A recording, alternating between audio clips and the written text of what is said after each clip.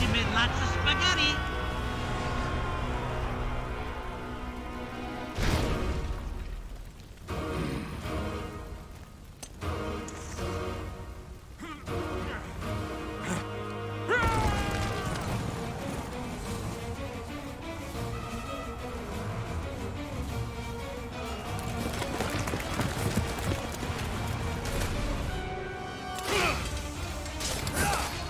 Ladies, girls.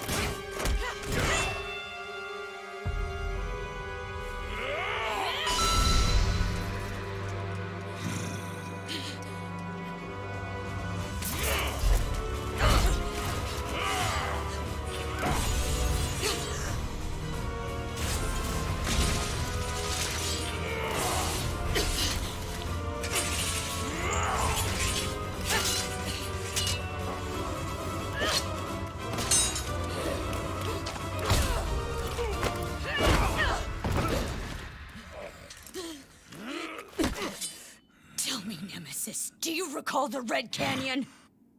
You'll die in it. Die! Die! You took everything that I loved!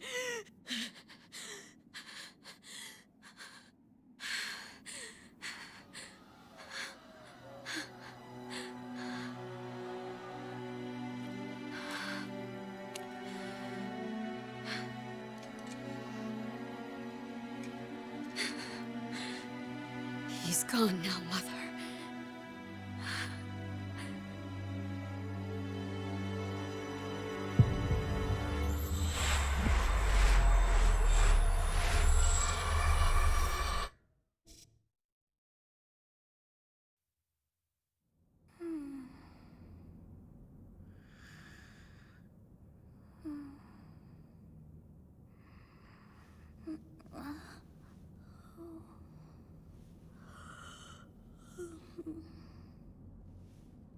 Oh my. What could have brought you here?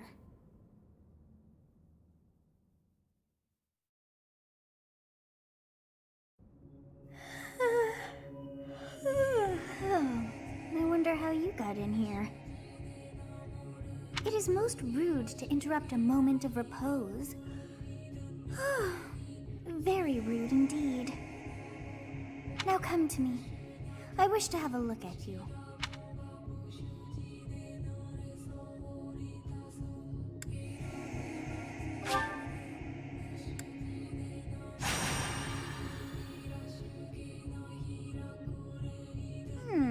I have not seen the likes of you before.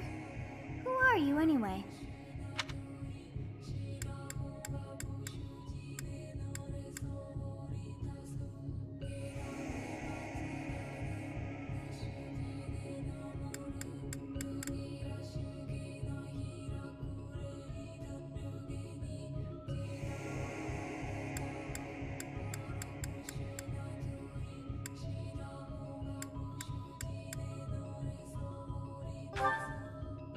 I see.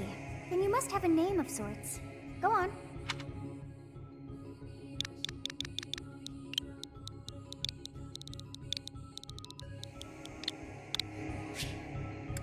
Huh. I shall not ever grow accustomed to the sound of human names. You must possess a day of birth as well. Beneath which moon and on what day were you born to this world?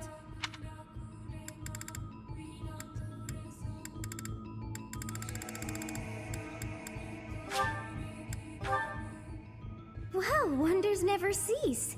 It seems we share our day of birth. How strange. It all feels so familiar. I think think it may be time for yet another nap.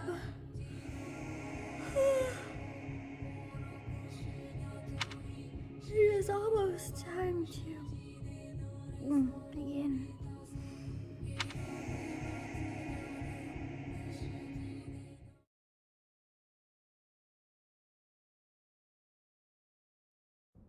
Hey, time to wake up. Were you having that dream again?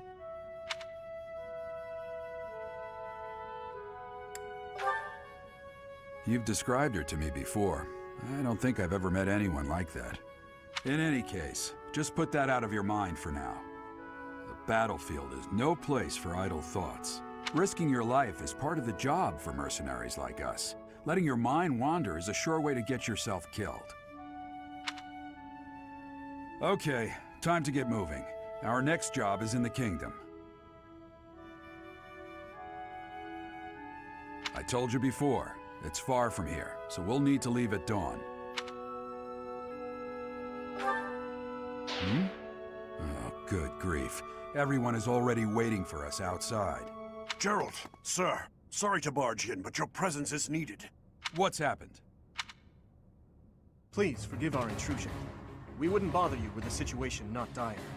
What do a bunch of kids like you want at this hour? We're being pursued by a group of bandits.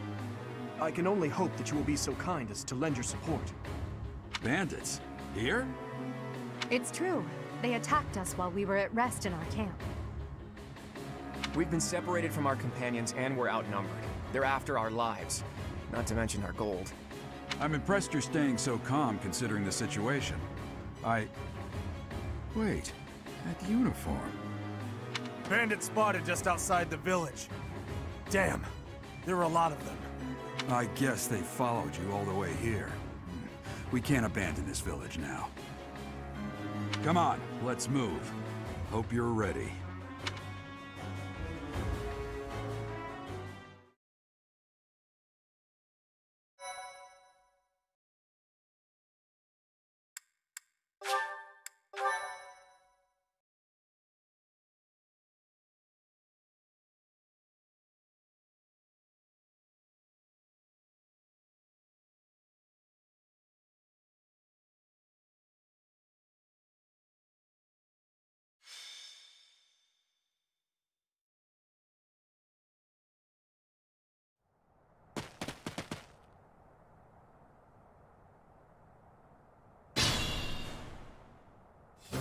Let's take care of those thieves before they overrun the village. Take down the enemies in front first. That should take the wind out of their sails.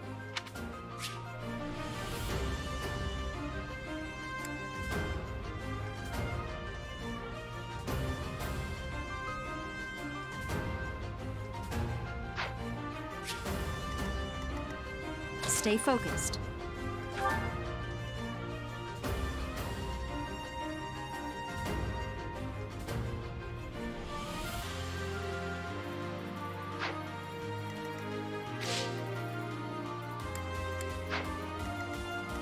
I will prevail.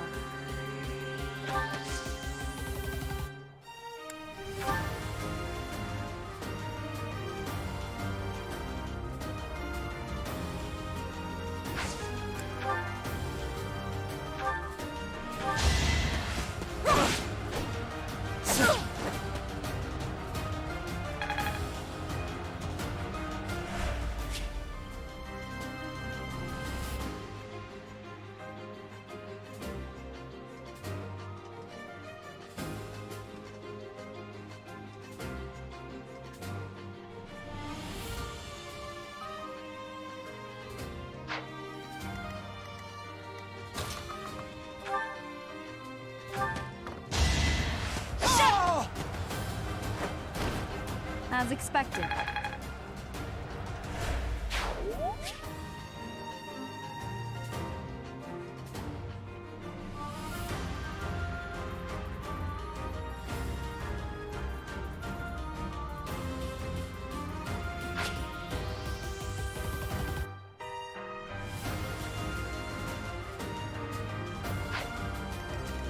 I'll cut through.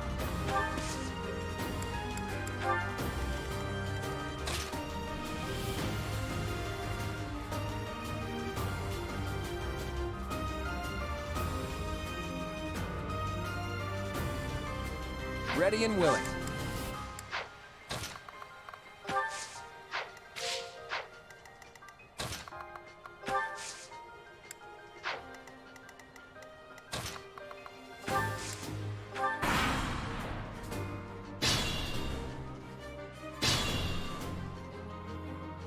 We'll advance while protecting ourselves from the enemy. Take up position inside the forest.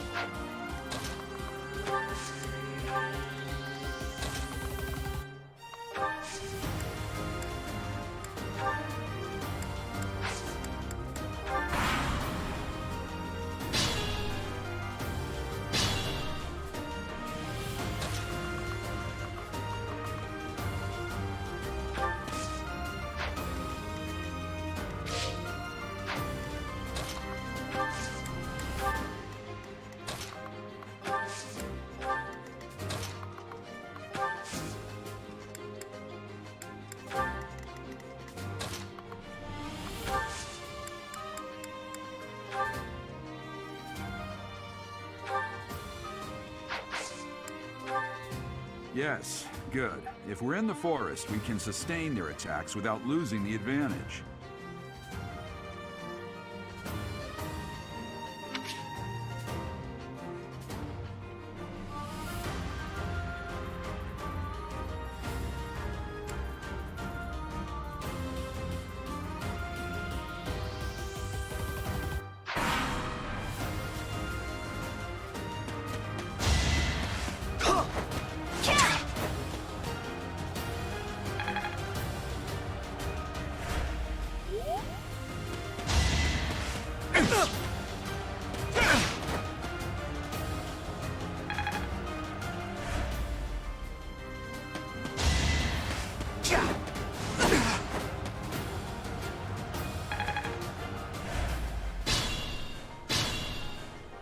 This is a fine opportunity. Use the combat arts I taught you.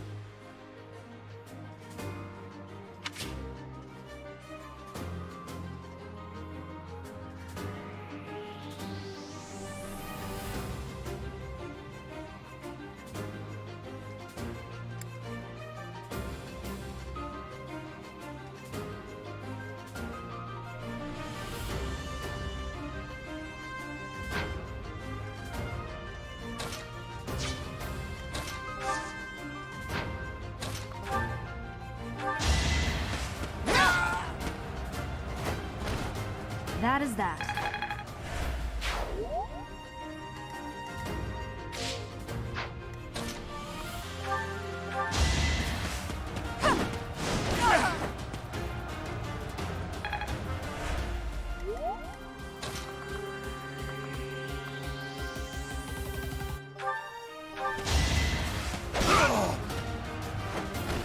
Over already.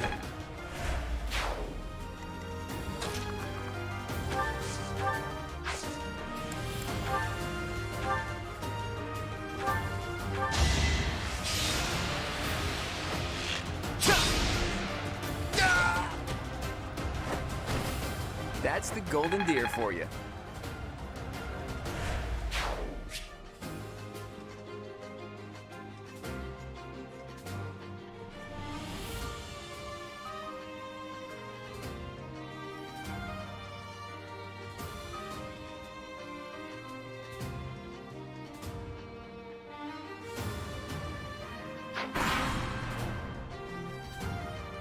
Damn! Why are there mercenaries in the village? Guess we'll have to deal with them too.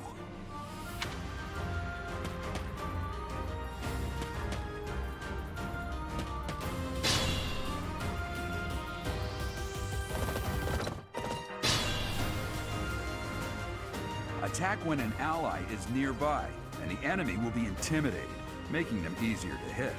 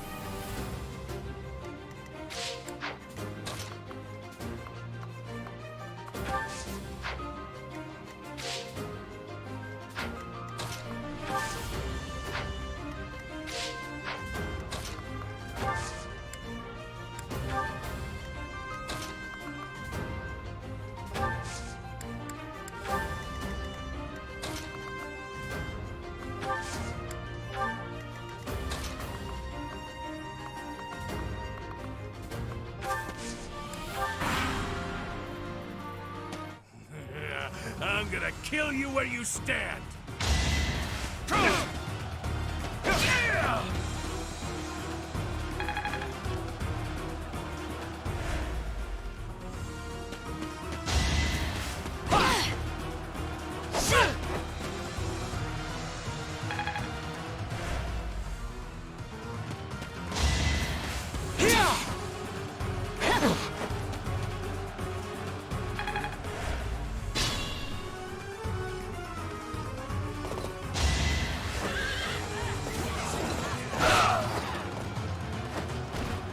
Not my first fight.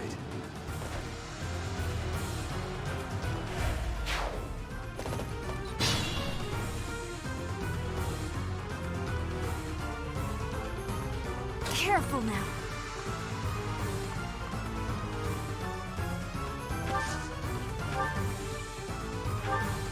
Hey! You with the blank stare! Out of my way!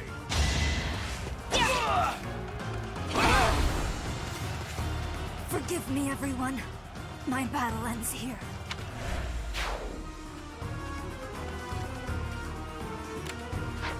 Use caution.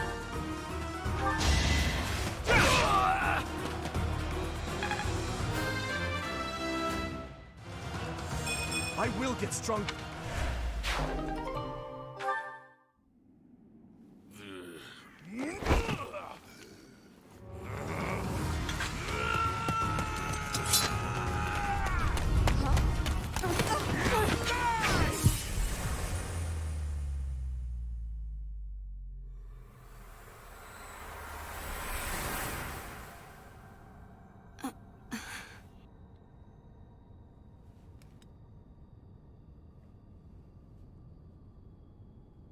Honestly, what are you accomplishing with that little stunt? It's like you're trying to get me killed, you fool. Well, it's fine. After all, if you don't know the value of your own life, you're not going to protect it very well, are you? Course not. Well then, I guess it's up to me to guide you from now on, right? You can call me Sothis, but I'm also known as the Beginning.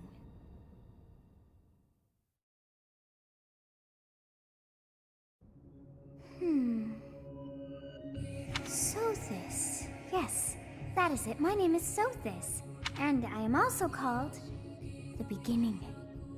But who once called me that? I was not able to recall my name until just now. And just like that, it came to me. How odd. That look upon your face. Did you think me a child? A mere child who forgot her own name? Phooey! That child just saved your life. And what does that make you?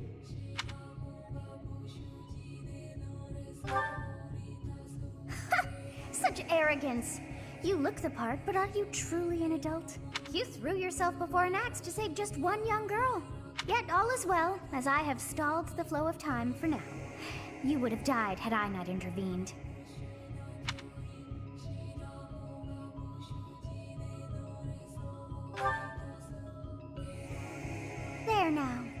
gratitude's so much to ask. I did deem you worth saving after all.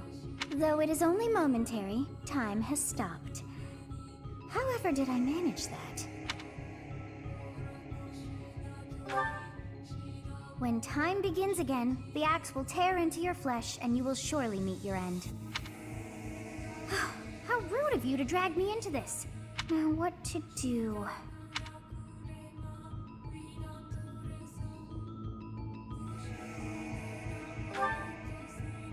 Of course! I must turn back the hands of time! Yes, I do believe it can be done. You really are quite troublesome. I cannot wind back time too far, but all is well. You are aware of what's to come, which means you can protect yourself this time. Now go! Yes, you who bears the flames within. Drift through the flow of time to find the answers that you seek.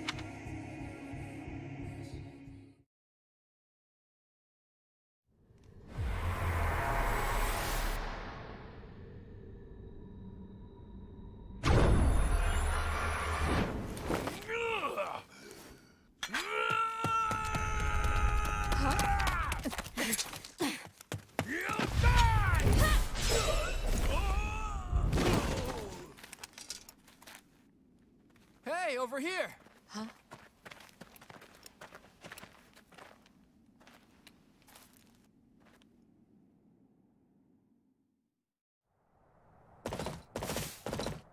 Hey, did you just...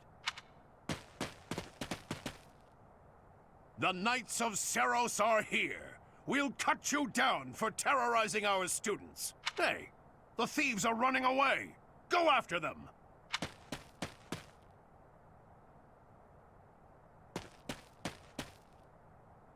The students seem to be unharmed. And who's this? Why him?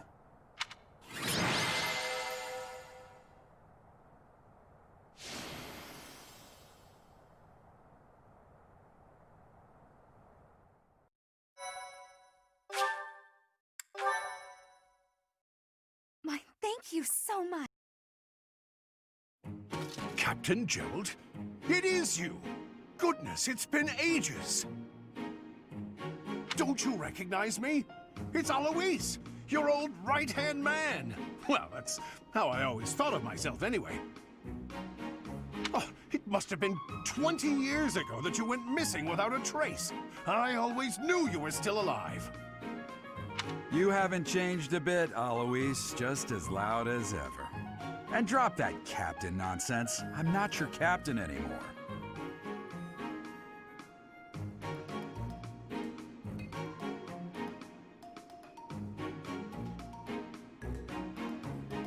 These days, I'm just a wandering mercenary. One who has work to do. Goodbye, old friend. Right. Goodbye, Captain. Wait, that isn't how this ends. I insist that you return to the monastery with me. Garrig Mach Monastery. I suppose this was inevitable. And how about you, kid? Are you the captain's child?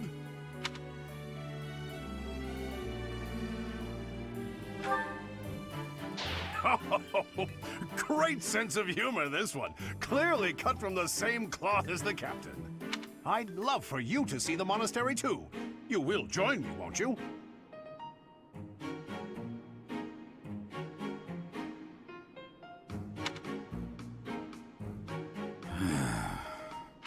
What's troubling you, Captain? You aren't about to run off again, are you? Even I wouldn't dare run from the Knights of Seros. Knights of Seros? They do seem rather skilled.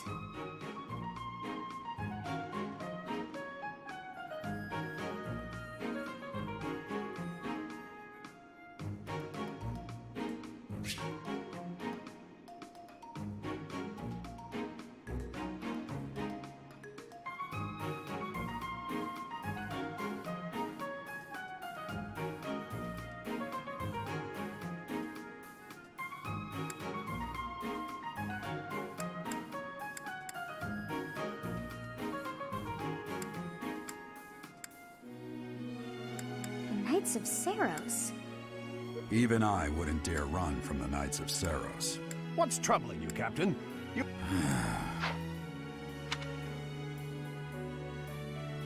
Ah, it seems your presence is required. Get going.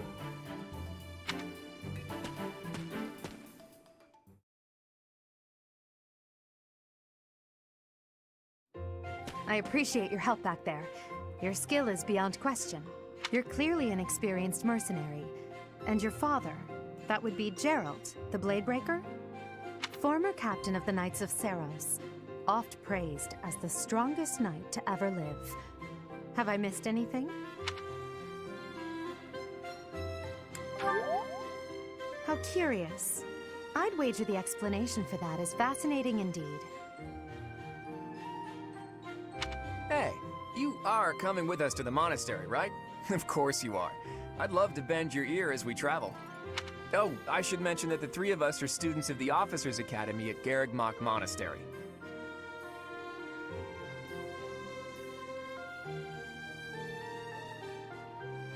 We were doing some training exercises when those bandits attacked. I definitely got the worst of it. That would be because you ran off.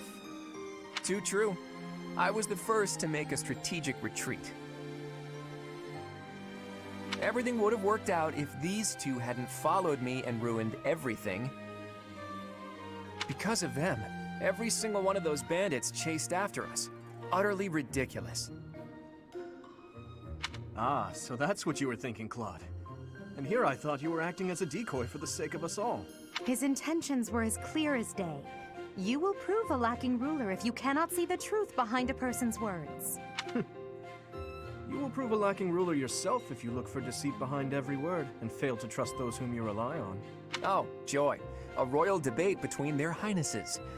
I wonder how being completely predictable affects one's ability to wield power. Personally, as the embodiment of distrust, I'd say your little exchange smacks of naivete. Me, naive. Tell me, are you actually incapable of keeping quiet, or is your lack of self-awareness a condition of some sort?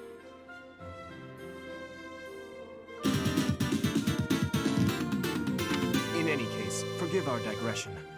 I must speak with you if you can spare a moment. The way you held your ground against the bandits' leader was captivating. You never lost control of the situation. It showed me I still have much to learn. Your skill is precisely why I must ask you to consider lending your services to the Empire. I might as well tell you now, I am no mere student. I am also the Adrestian Empire's... Halt, Edelgard. Please allow me to finish my own proposition. The Holy Kingdom of Fargus is in dire need of exceptional individuals like yourself. Please, do consider returning to the kingdom with me. Whoa there, you two sure are hasty. Trying to recruit someone you just met. Tactless, really.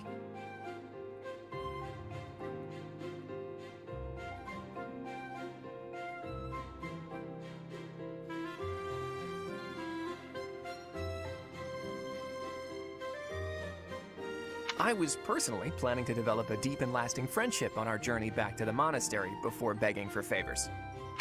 But it seems there's no time for niceties in this world. So, capable stranger, let's get right to it. Where does your allegiance lie? It seems one's place of birth is quite significant to them. Yet they are so impressed by you that you may take your pick. Well?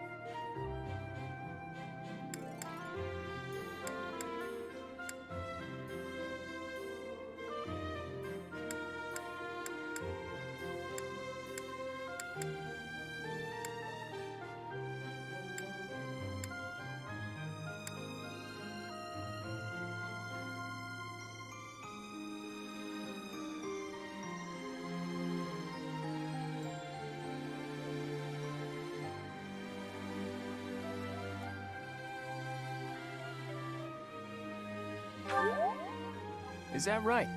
Well, that's a win for the Alliance, so I suppose I'm obligated to be happy. All right, that's enough with the small talk. It's time to head back to the monastery. Looks like we'll have to pick this up another time. My, they are in such a hurry. You know, each of the three is most unique.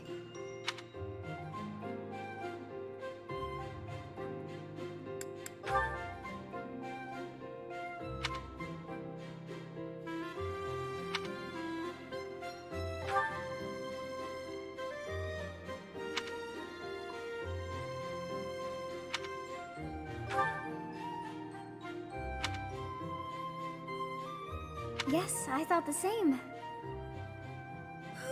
I am so sleepy once again. I may be sleeping, but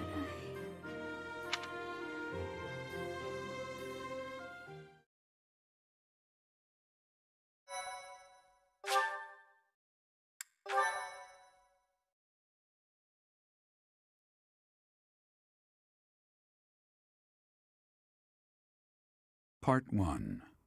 White Clouds. Great Tree Moon. 3 houses.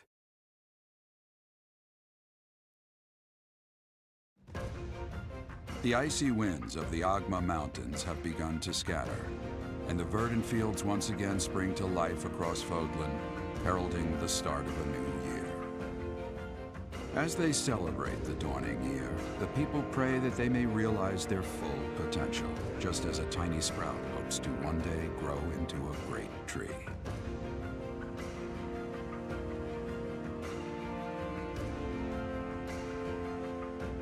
The continent of Fodlan, said to be protected by a revered goddess, has existed since time immemorial.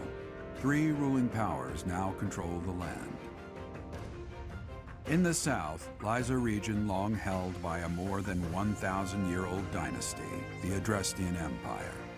Beyond its borders, to the frigid north, is the home of the Holy Kingdom of Fargus, ruled by the royal family and its knights. To the east, a league of nobles that heeds no king nor emperor rules what is called the Leicester Alliance. Once consumed by a tempest of war and turmoil, Fodlan and these 3 mighty powers now exist in relative harmony.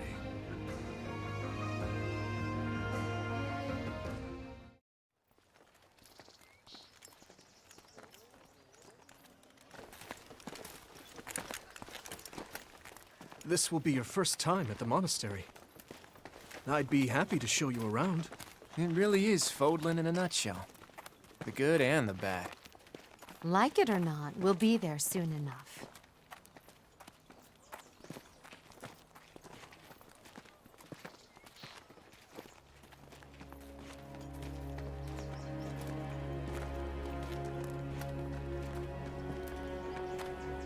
There it is. Garrick Mock Monastery.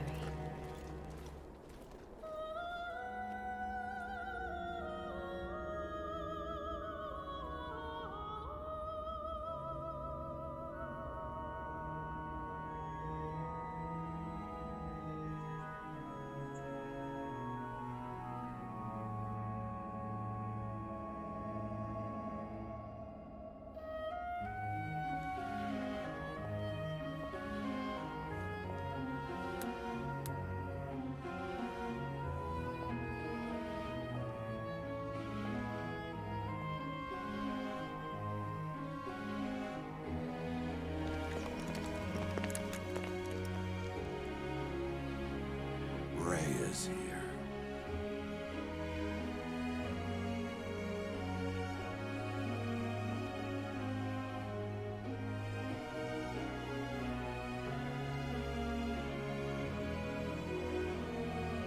I wonder, did the flow of time bring you here?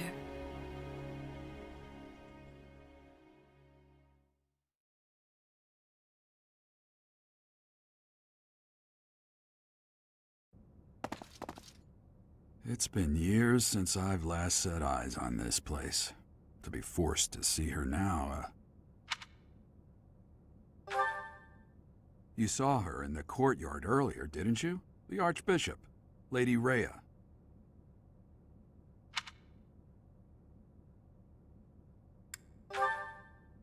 As you know, the majority of folks in Fodlan are devout followers of the teachings of Seros.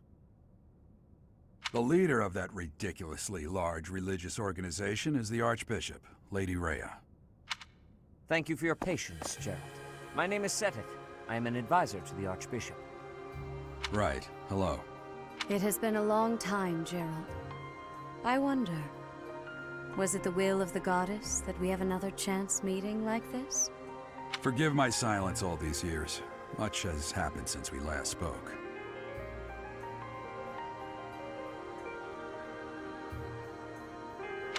So I see. The miracle of fatherhood has blessed you. That is your child, is it not? Yes. Born many years after I left this place. I wish I could introduce you to the mother of my child, but I'm afraid we lost her to illness. I see. My condolences. As for you, I heard of your valiant efforts from Alois. What is your name? A fine name indeed. From the bottom of my heart, I thank you for saving those students of the Officers' Academy.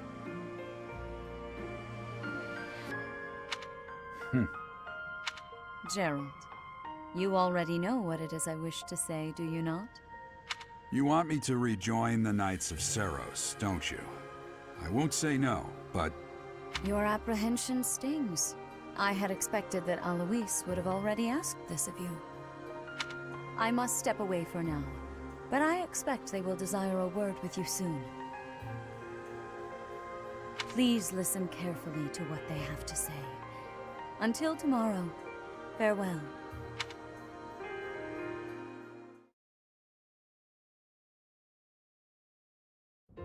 I can't believe it. Forced back into the Knights of Seros. I'm sorry I dragged you into this. Looks like I'll be stuck here for a while. And I'm afraid your services are requested as well.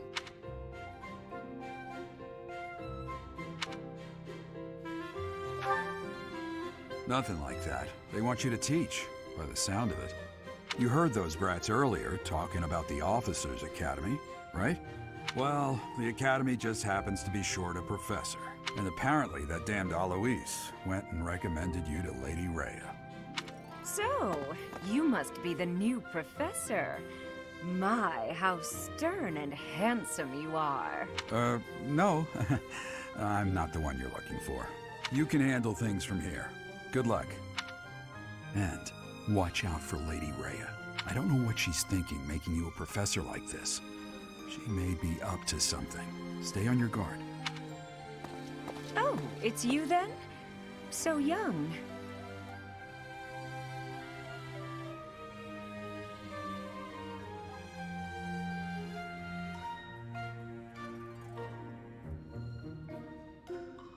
Competence and age are not necessarily correlated, as you well know.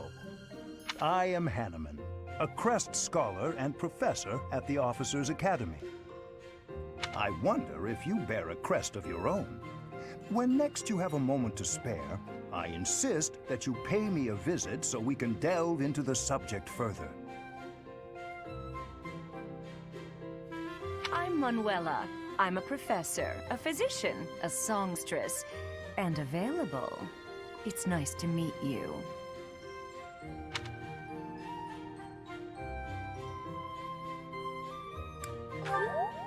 Of course. Before I came here, I belonged to a renowned opera company. Perhaps you've heard of me? The Middlefranc Opera Company's beautiful, peerless. Spare our colleague the needless chatter, Manuela. Now then, it seems you'll be taking charge of one of the Academy's 3 houses. I expect you haven't yet been briefed on the nature of each, have you? Do you really not know? Fine. I'll do you a favor and explain. The Officers' Academy is comprised of 3 houses of students, each of which is closely affiliated with its region of origin. The Black Eagle House is for students from the Adrestian Empire. Their house leader this year is Edelgard, the Imperial Princess, who is in line to be the next Emperor. The Blue Lion House is for students from the Holy Kingdom of Fargus. Their house leader this year is Prince Dimitri. He is to be the next king of Fargus. Lastly, there is the Golden Deer House, which is for students of the Leicester Alliance. Their house leader is Claude, grandson to Duke Regan, the leader of the Alliance. To think that the next Emperor, King, and Sovereign Duke are all here. It certainly is a promising year for the Academy. I'll say. I just hope none of those little treasures cause any trouble. Quite. For now, I suggest taking a stroll around the Academy to get your bearings. And when you've a moment, please stop by my research laboratory. The old man has a point. Oh, and keep in mind that I've only notified the house leaders that you're our new professor. It's more fun that way. I suggest you try spending time with the students. Some odd ducks in that bunch, but they're good kids. I'm sure Lady Rhea will have more information for you tomorrow, but that should get you going. Good luck. You'll need it. Have you no intention of changing your mind, Rhea? Appointing a stranger, a child no less, as a professor at our esteemed academy is... I have made my decision, Sedith. I know worrying comes naturally to you, but there is truly no need. That stranger is Geralt's flesh and blood, after all. I can't say that's all too comforting. How trustworthy is this Geralt character? Is he not the man who went missing after the Great Fire 21 years ago?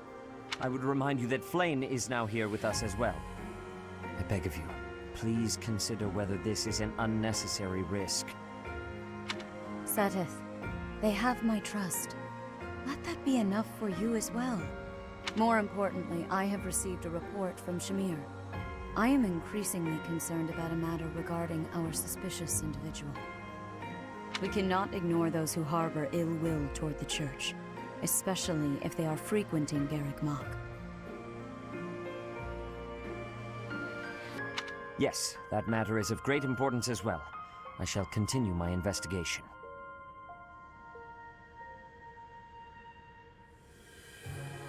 Rhea, for now I will have faith that you are placing your trust with the utmost care. I pray that nothing occurs to shake that confidence.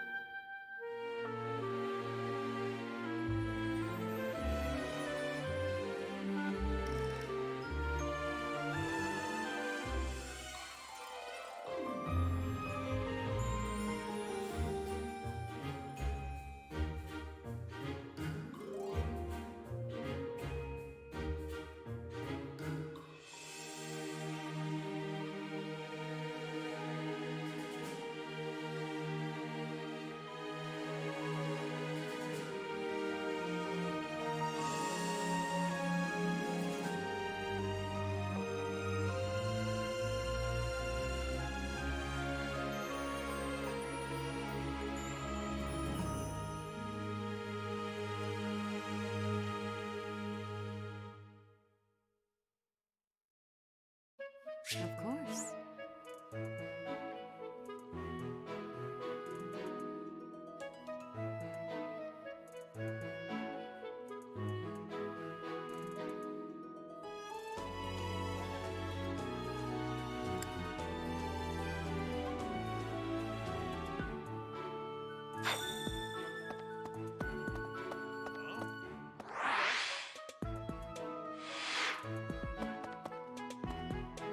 Ha! I imagine you were a bit surprised that I recommended you as a professor here. Frankly, we had someone else in mind for the role, but they ran off during our dust-up with the bandits. Can't entrust students to someone who's abandoned them once before, huh? You saved the lives of the students you came across. That, at least, was admirable. Now you should make the rounds. Go around the monastery and see that you greet everyone. Of course. I assume you are already aware that you will be teaching here at the Officers' Academy, correct? To start, please speak with the 3 house leaders. You should also take a look around the academy and acquaint yourself with your new home. That is your first task here at the monastery. Please let me know if you accept it. Once you have finished, come and speak with me. May I ask a favor of you?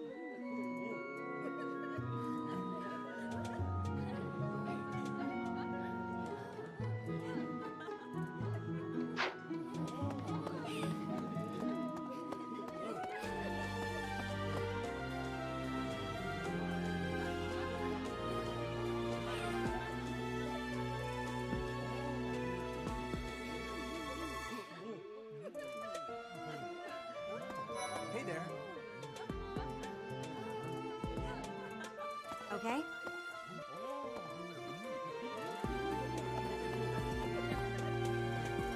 Yes.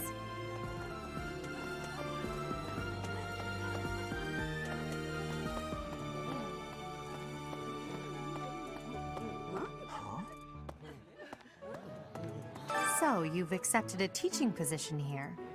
Pity. I was hoping you would lend your strength to the Empire. I never properly introduced myself, did I? My name is Edelgard von Hresburg. I am the princess and heir apparent of the Adrestian Empire. I wonder if you'll be tasked with leading the Black Eagles. I hope you've had a chance to meet everyone. Would you like to know more about any of the Black Eagles? Yes. Pardon me. Greetings! You must be the new professor. What a pleasure.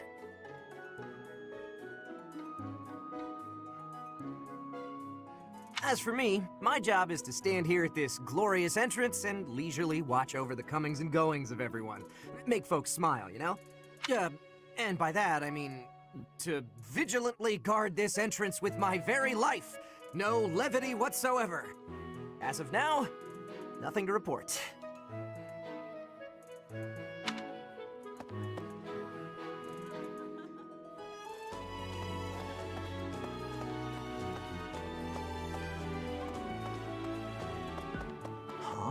Yes.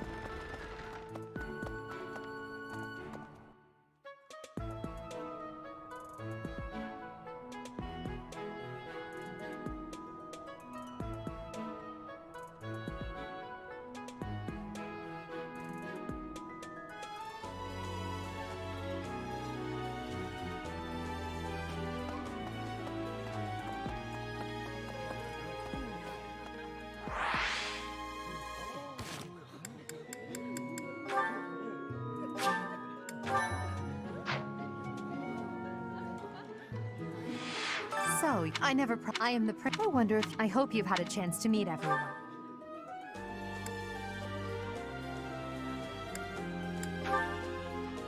Hubert is the heir of Marquis Vestra.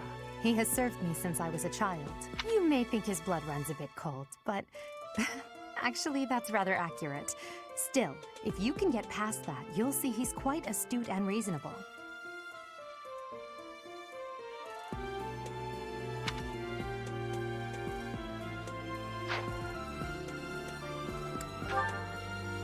For some reason, he thinks of me as a bitter rival and is always trying to challenge me. It's terribly irritating.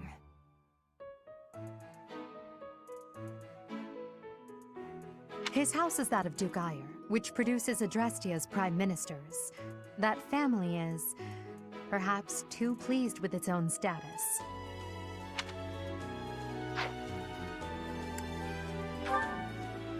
He's remarkably intelligent, but he only wishes to apply himself to tasks that particularly interest him, and nothing else. He's also fond of, well, napping.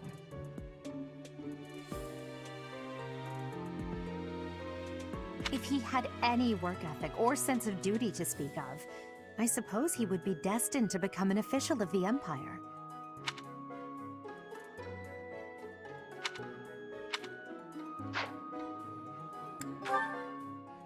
He's the second son of Count Bergliez. He has no inheritance in his future, which is perhaps why he's always so eager to prove himself.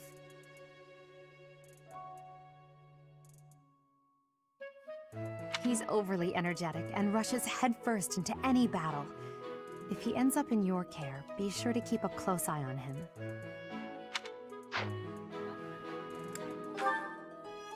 She's Count Varley's only daughter.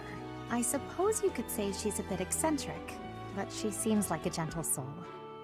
I believe she's shut herself away in her quarters and doesn't care to leave, but don't worry, I'll make sure she finds her way to class.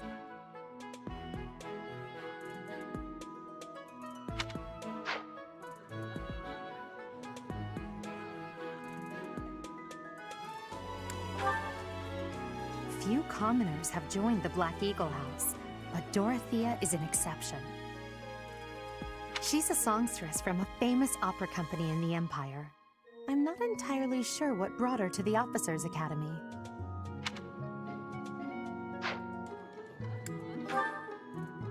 To the west of Fodlan is an archipelago called Brigid. Petra is the granddaughter of their king. Brigid is a vassal state of the Empire, which is how she came to be enrolled here. She's incredibly smart and studious.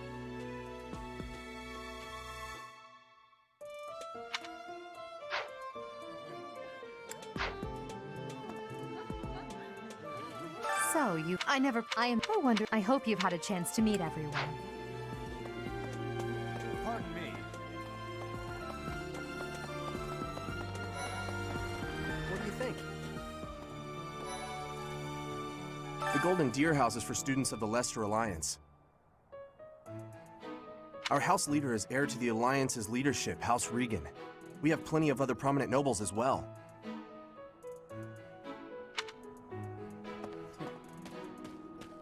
Yeah.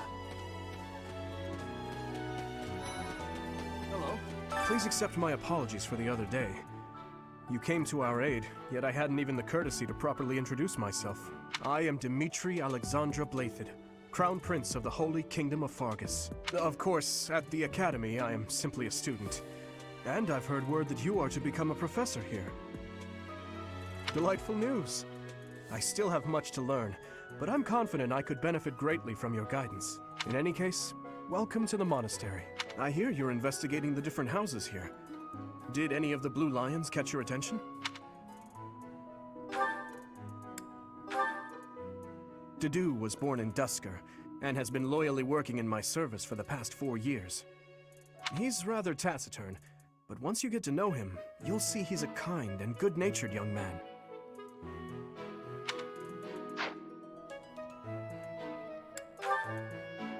Felix is the heir to House Fraldarius. He has a bit of a sharp tongue, but don't let that fool you. Deep down, he's a good guy. He gravitates toward people who are skilled. Perhaps you would enjoy a friendly competition with him sometime.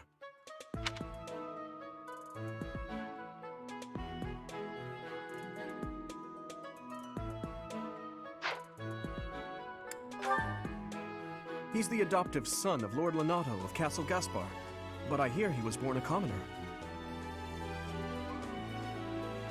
He has an extremely earnest personality, so I'm certain he will approach your lectures with great enthusiasm.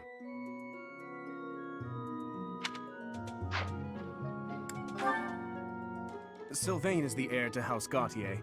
He is a capable person who highly values his friends. That said... well, he's always been a bit of a... skirt chaser, so to speak. Pardon my bluntness. I speak with him about it often, but it doesn't seem to help.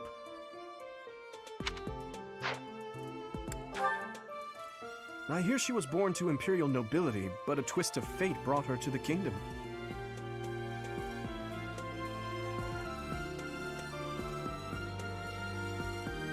She may seem carefree on the surface, but she's actually a kind soul who pays careful attention to everyone around her. Annette is Baron Dominic's niece. She is a talented student who scored extremely high marks at the Royal School of Sorcery. She's cheerful and hardworking. Brilliant, really. Though she can be a bit oblivious at times. I hear she caused an explosion in the kitchen last night.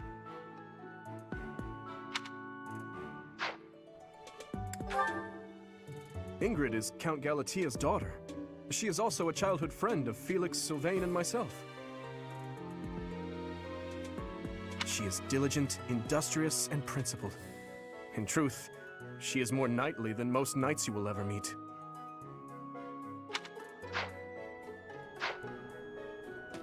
Okay? That's so. Well, well, scored a teaching gig here, did you? Talk about a great first impression.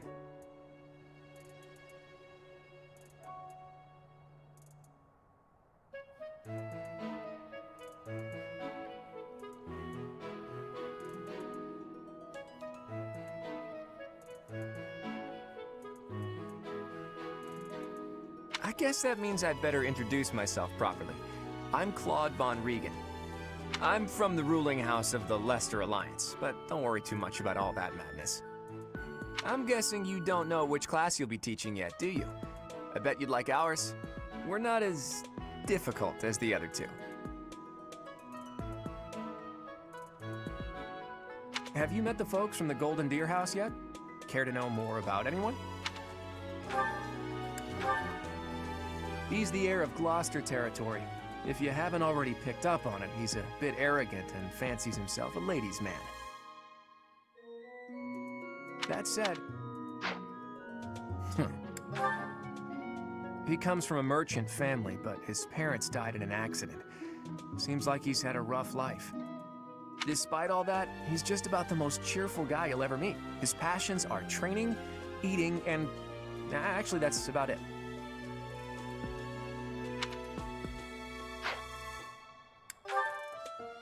He's the second son of a merchant family. Since his brother will inherit the business, he's training to become a knight. If you ask me, it doesn't seem like he truly wants to be a knight. He's probably just doing it to please his parents. Lysithea is the daughter of Count Ordelia, and is probably the youngest student here. But watch out, she gets angry if you treat her like a child. As for me, I do it on purpose. You have to make your own fun in this place, you know?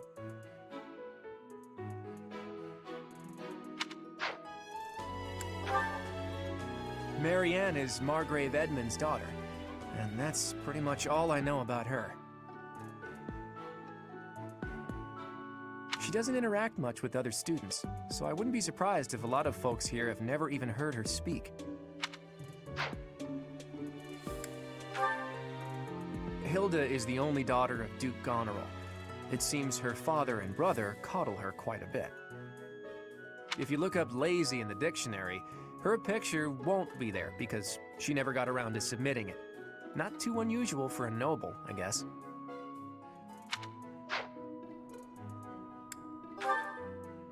Leone enrolled because she wants to be a mercenary. I think she said that her father is a hunter. She's pretty blunt and as stingy as they come. A habitual saver, too. I think she's hoping to repay her village for helping to send her here. I appreciate your effort.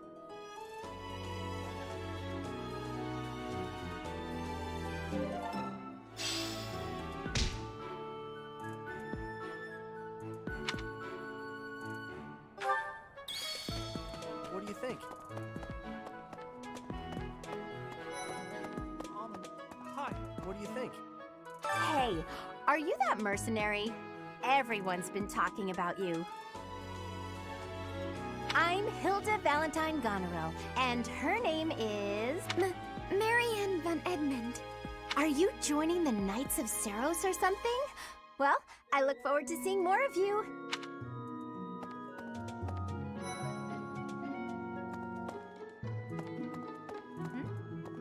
Are you someone's guest? The dining hall's that way, if that's what you're looking for. No, Raphael. That's Captain Gerald's kid. Hi, I'm Leone Pinelli, Captain Gerald's first and greatest apprentice. I'm sure he's told you about me. Nice to meet you. I'm Raphael Kirsten. Who are you again?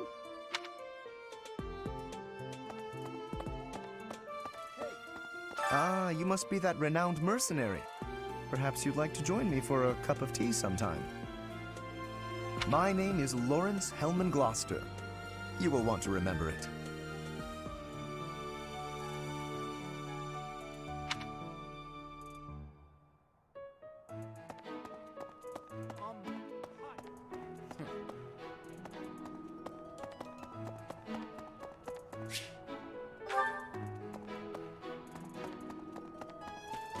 Yeah. Right, right.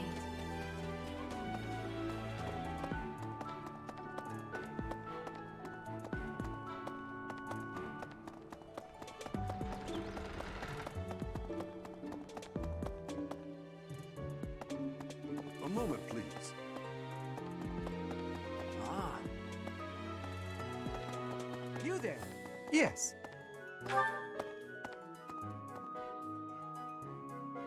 Hi.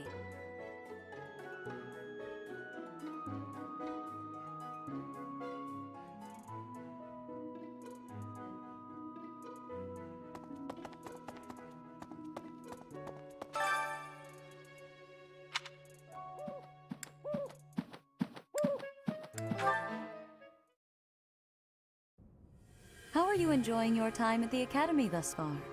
I hope you have found our halls brimming with the vitality of well-intentioned souls.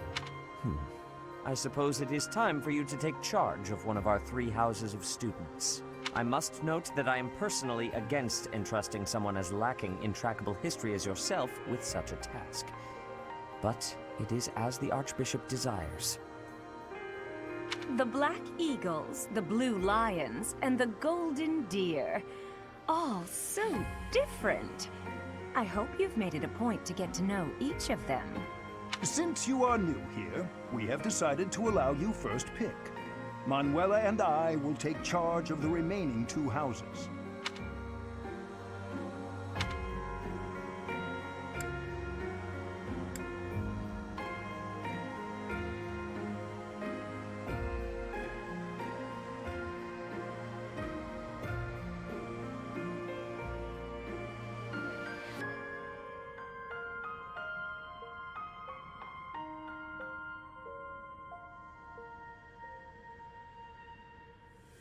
So you have chosen the Golden Deer led by Claude, correct?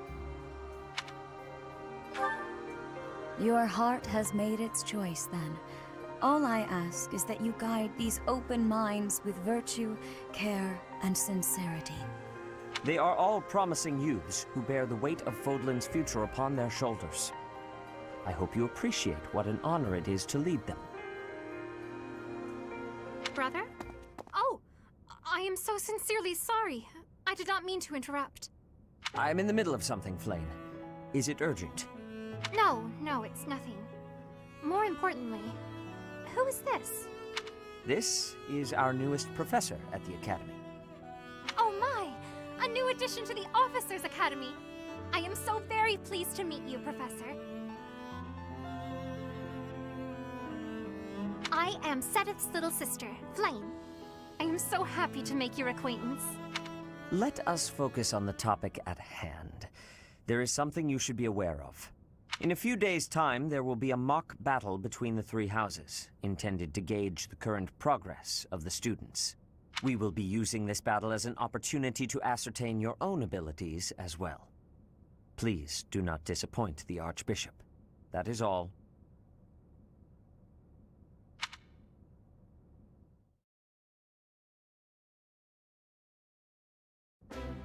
Wait, what? Are you really our new homeroom professor? Is that true? You aren't quite what I had pictured. Oh, sorry. I didn't mean that the way it sounded. I was sure you'd be roped into joining the Knights. Don't tell me. You chose this class just to get to know me better, right? I'm flattered, really. Whoops.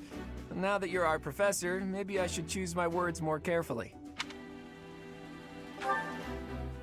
Oh, well then, since we're pretty close in age and all, I suppose formalities aren't all that necessary.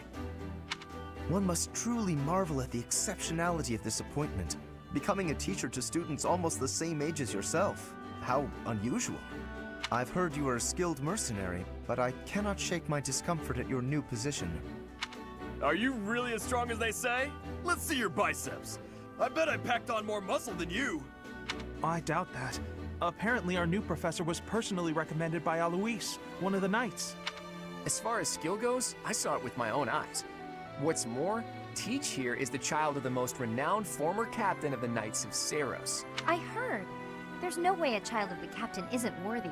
It's simply not possible. The captain? Who are you talking about? Captain Geralt, of course. The most notable captain of the Knights of Seiros and a peerless mercenary.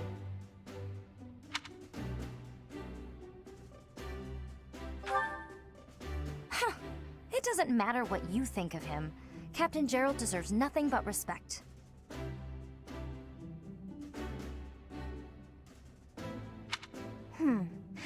Well, after working as a mercenary alongside a father figure such as he, I have high hopes for our professor.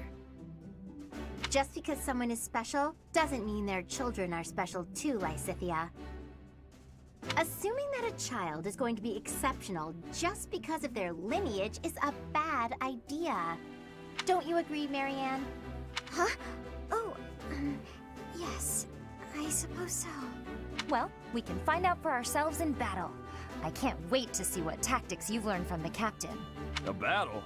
Shouldn't we have a welcome party or something first? I'll get the meat.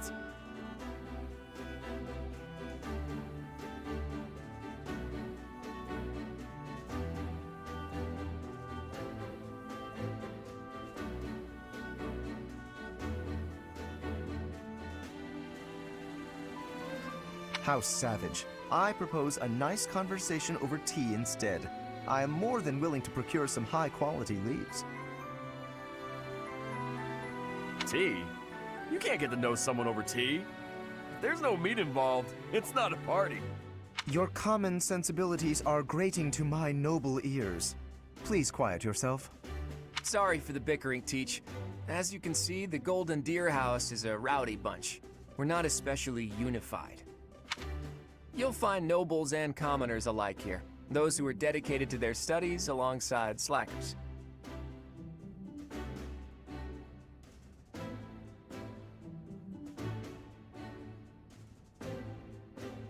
But hey, that just makes your life more exciting, right? I really hope you're looking forward to the year ahead as much as I am.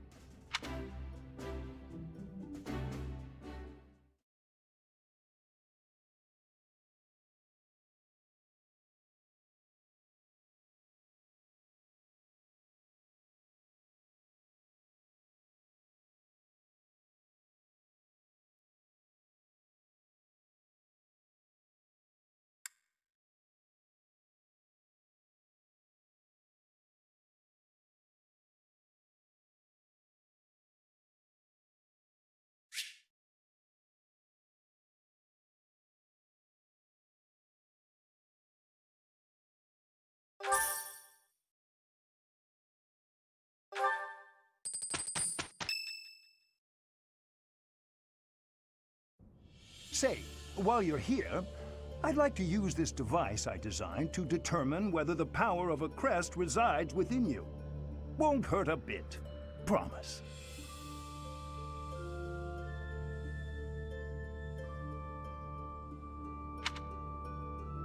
You don't know about crests? Well, allow me to tell you everything, absolutely everything about them. Is your calendar clear? This will take a while.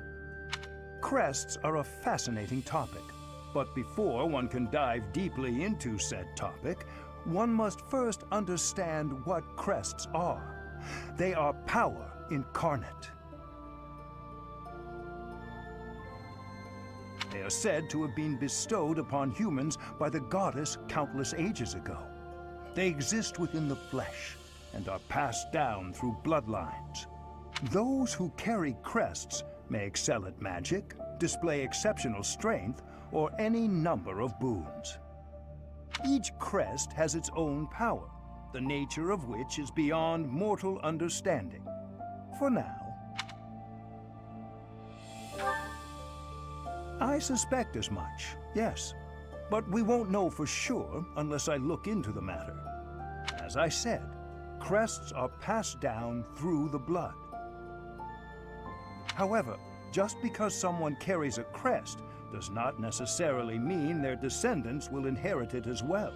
Only a scarce few descendants of a crest's bloodline end up inheriting that crest's power. Perhaps one of your ancestors bore a crest, and you just happen to inherit it. That is how a crest usually presents itself, after all.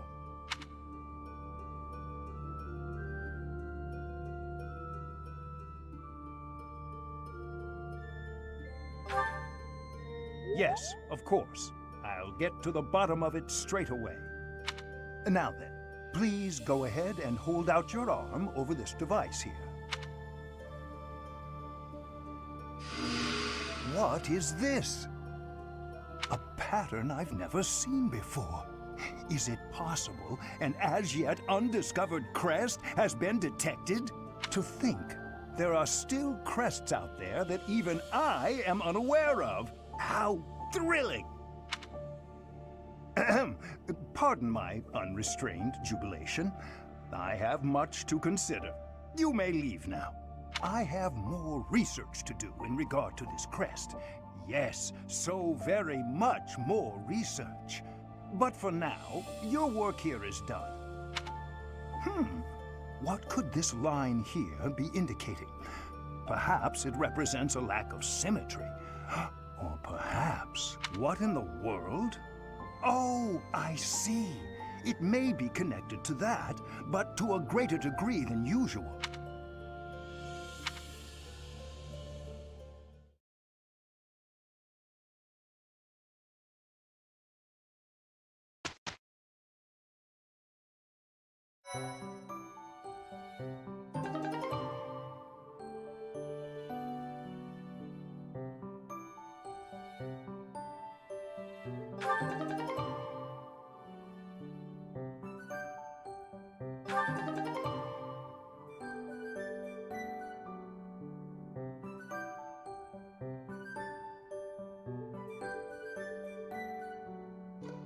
With each moon, professors of the Officers' Academy receive a schedule for the month ahead. It notes the days on which events and missions will take place that month. Pay careful attention to your schedule, so that you may thoughtfully plan what you intend to do each month, and when.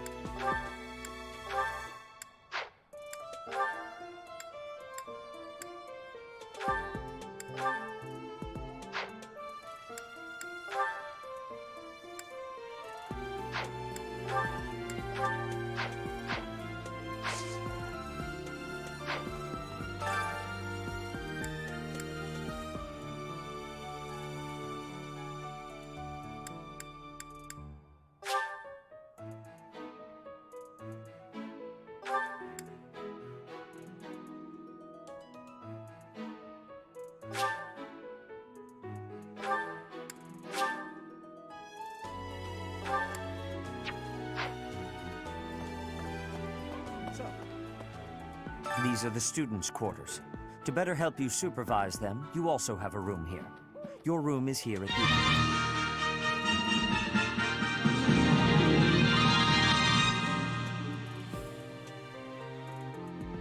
Commoner students also reside on the first floor, while the second is primarily for students of noble birth. As a rule, we try to avoid discrimination based on social status here, but the nobility can be quite insistent when it comes to matters of propriety.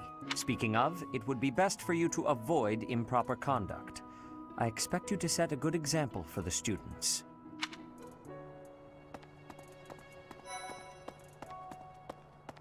Yes. Listen to this. Wow, Yuritsa sure seems strong.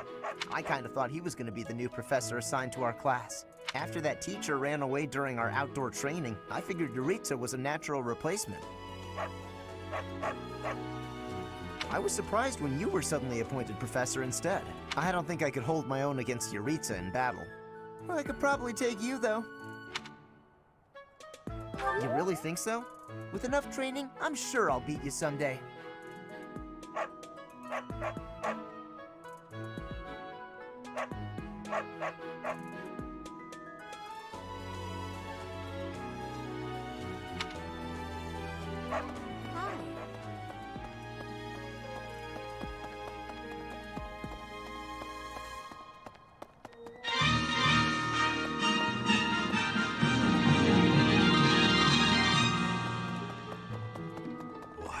I care nothing of friendship. If you have no business here, leave.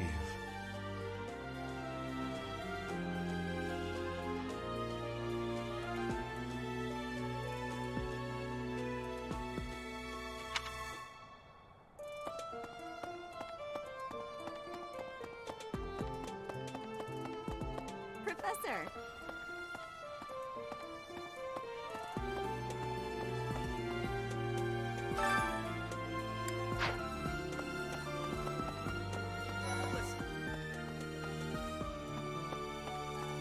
Do you know the provenance of our class name?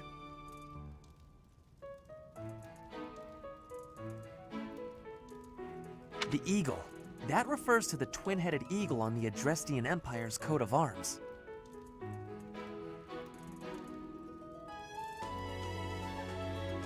And black is the traditional color of the Empire's armor, hence black eagles.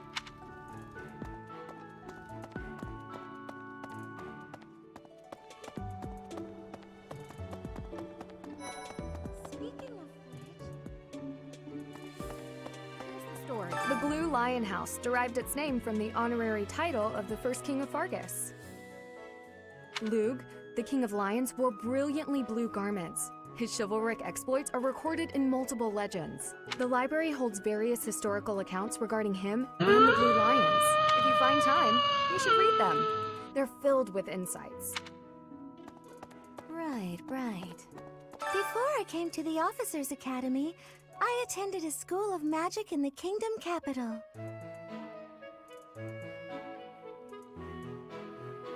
That's where I met Annie. That's what I call Annette.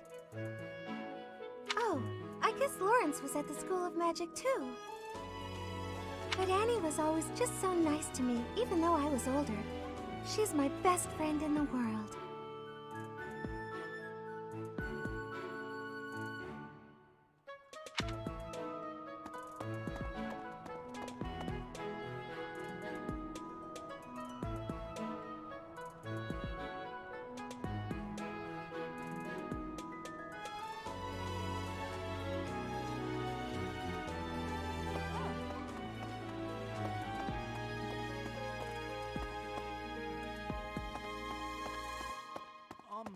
Hi, have you memorized everyone's names yet?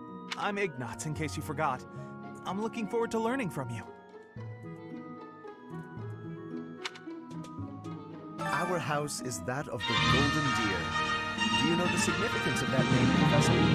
Golden deer are sacred creatures, said to have protected Leicester since time immemorial. All three of the houses have a meaning behind their name. You should feel free to ask around if that sort of knowledge interests you.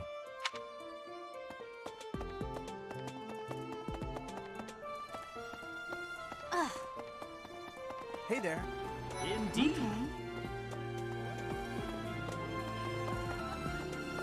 Yes. I hear a member of House Fresfel, the ruling family of the Empire, has entered the Officers' Academy for the first time in ages. It is said that the Adrestian Empire's very founding was aided by none other than Saint Seros. That is why the crest of Seros is on the Imperial flag. In recent years, a rift has developed between the Empire and the Church.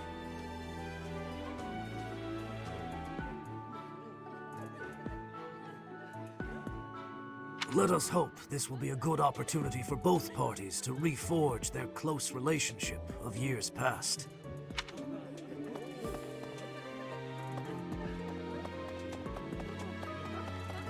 Hello, Professor. I have a teeny tiny question for you, if that's all right. You haven't seen a man with hair the same color as mine, a scowling face, and a generally gloomy demeanor, have you? Well, yes. It's a bit difficult to explain. Please just let me know if you do see him, okay?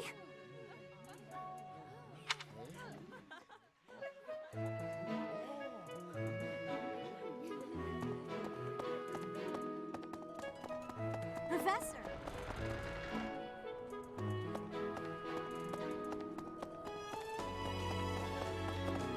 Listen.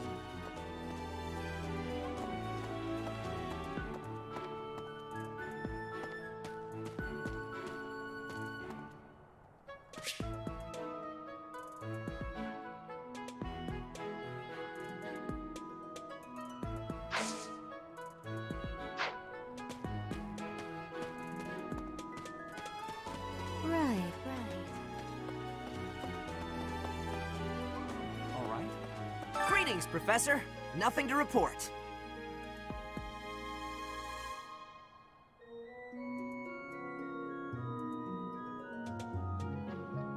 By the by, have you ever regretted a decision and wished you could go back and undo it? It's too bad there's no lesson for how to turn back the old clock, huh? But I suppose a bad decision isn't worth all that fuss anyhow.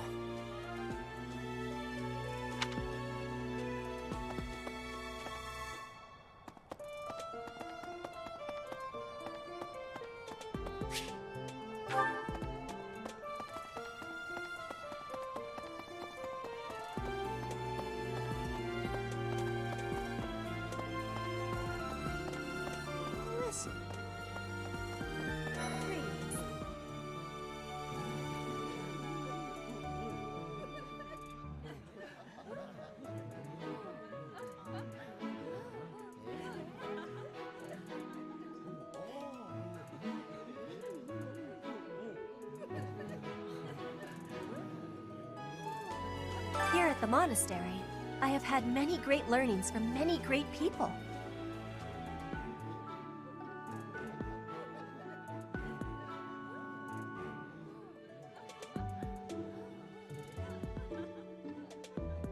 I am hopeful to have learnings from you, too.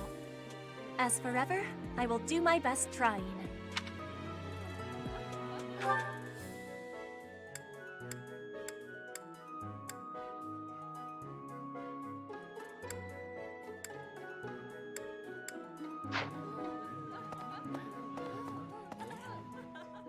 Hello there, Professor. Well, I call you that, but I am afraid I am not a student here myself.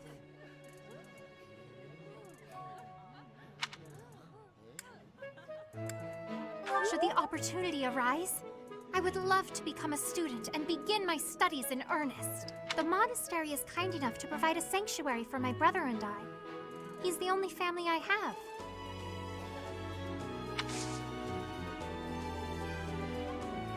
Might you help me with a favor?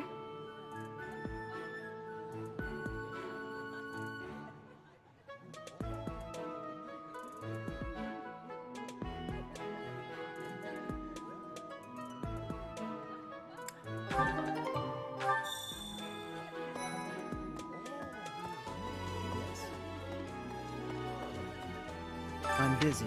Do you want something? I can't right now, but let's fight soon. I look forward to beating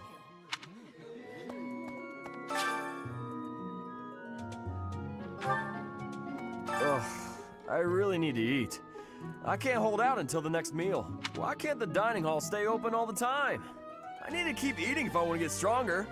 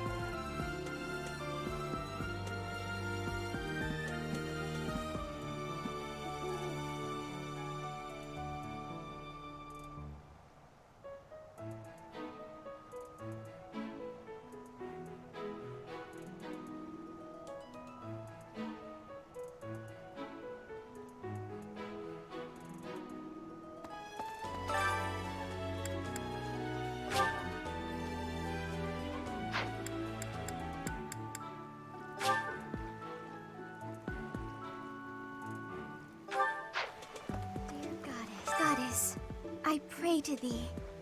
Please protect us.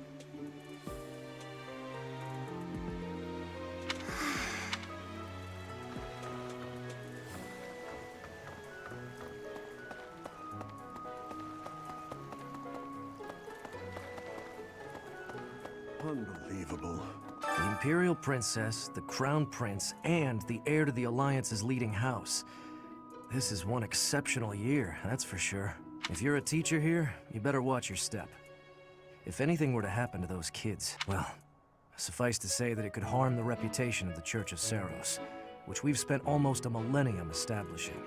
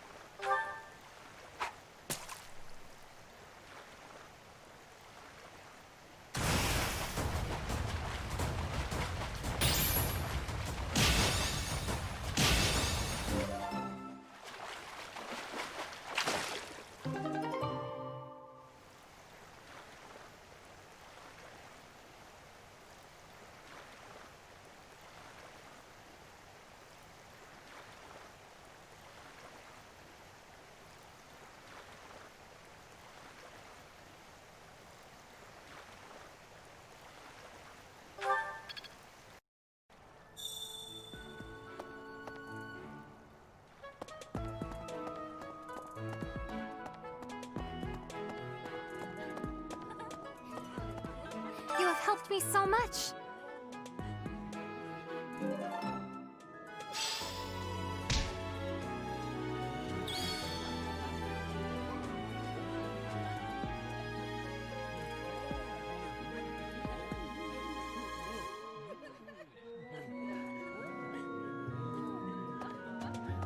Greetings. Here at the monastery, I am Hope.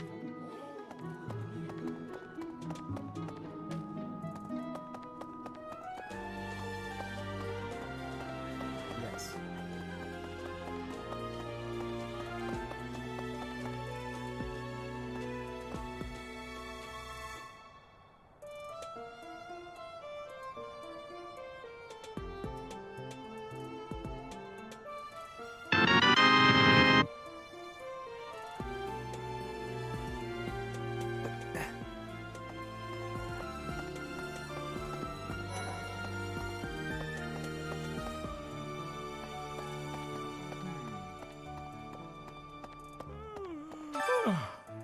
The Great Tree Moon is the best time of the year for naps. I could just forget all about my assignment.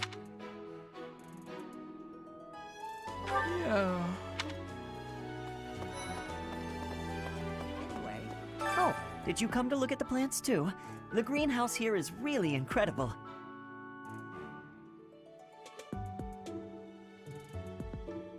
There are so many rare flowers I'd never seen back home, and herbs I never even knew existed. My adoptive father is the real expert. He taught me everything I know about herbs, including how to tell them apart and how to make medicines. You should try looking around the greenhouse sometime if the mood strikes you. Maybe something will catch your eye.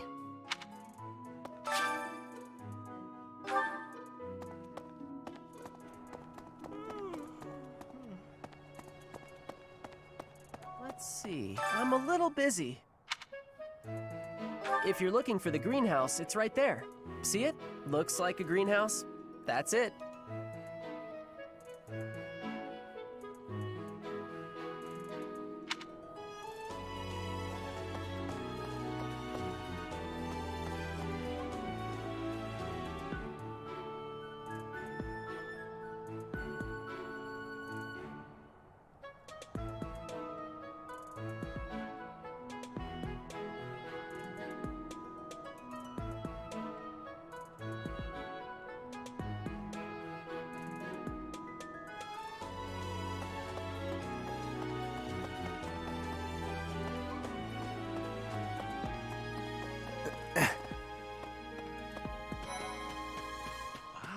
Well, there's Dorothea, Hilda, and Mercedes. Lady Rhea's quite the beauty, too. And I must admit, I've even checked out Professor Manuela once or twice. You know, Professor, I think I'm going to like it at the Officers Academy. There are beautiful girls as far as the eye can see. Professor, I've got a small favor to ask.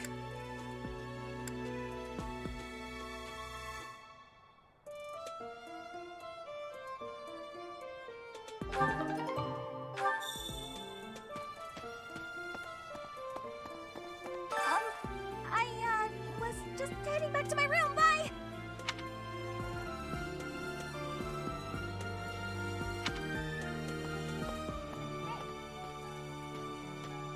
I'm Captain Gerald's first and best apprentice. I can beat anyone, Professor. Even you, if I have to.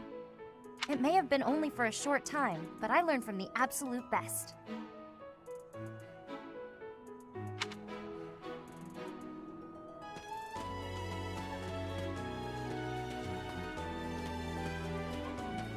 Hi.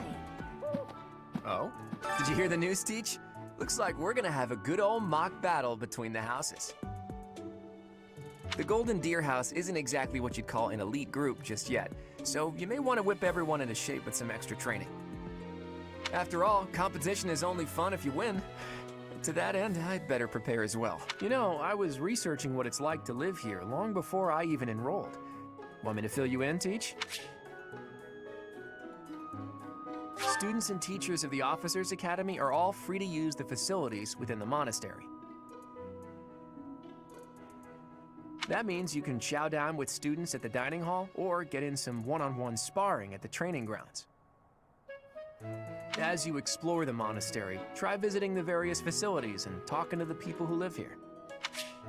If you haven't noticed, there are bulletin boards in various places around here. You can check them out to see posted requests or to find more information about the market. I hear that fulfilling requests can even earn you the right to use more facilities. The bulletin board gets updated frequently, so it's probably a good idea to check it once a month. Far be it from me to tell you how to use the facilities, but it's a good idea to be mindful of how you're using your time. If you don't think about how you're spending your free time, it'll be over before you know it.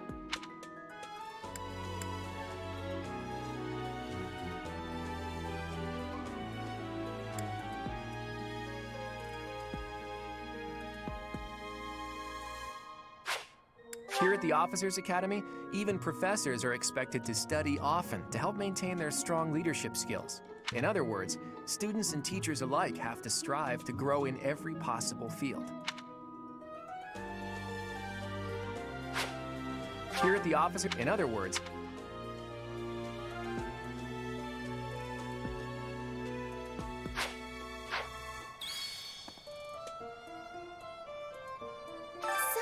about the mock battle that's coming up, you don't mind me sitting it out, do you?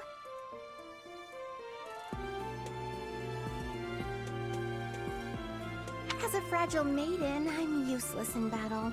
I'll just cheer everyone on instead.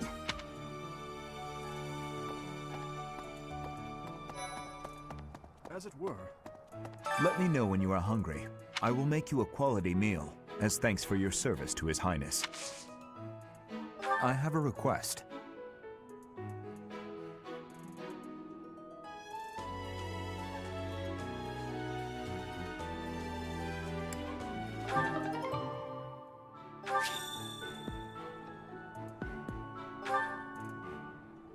I heard about the upcoming mock battle. I want you to know, Professor, that I do not intend to lose. I hereby— Goodness, listen to me. The thrill of competition has carried me away. I won't speak so formally of a class assignment in the future. Okay. I'm not too keen on the professor of my class. I really hope to focus more on strategy. Maybe I should talk to my professor about transferring to a different class. So, these are the commoners as a root. Speaking of,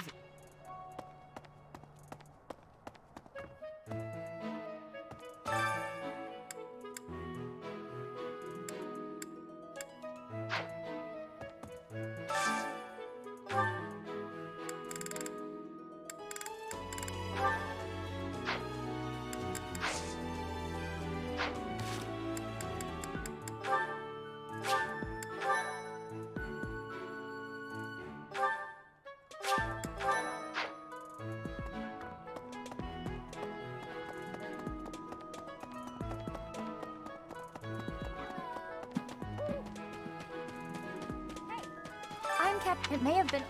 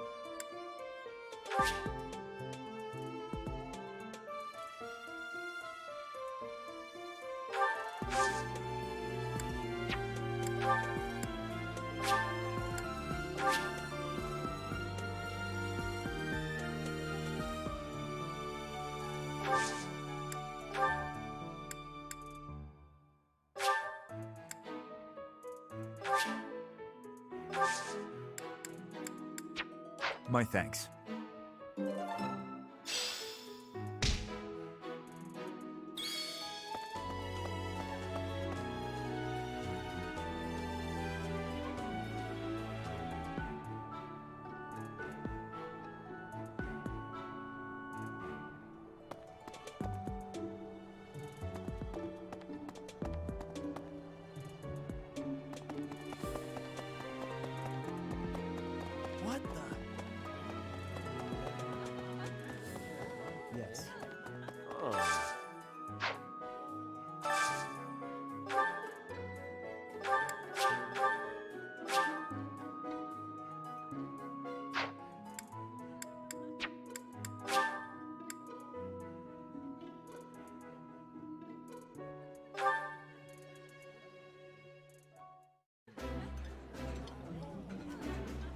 Eating delicious food really takes my worries away.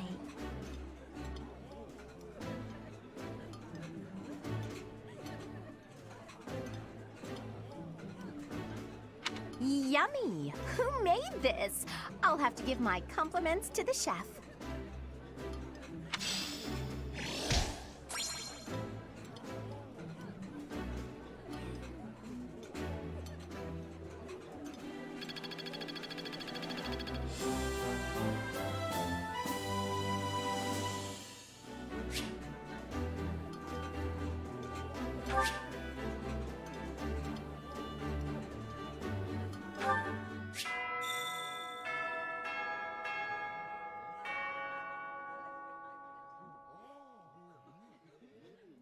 Nice!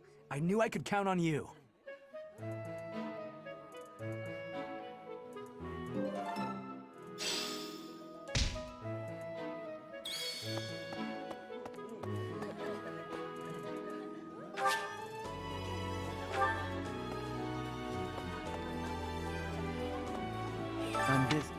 I'm busy.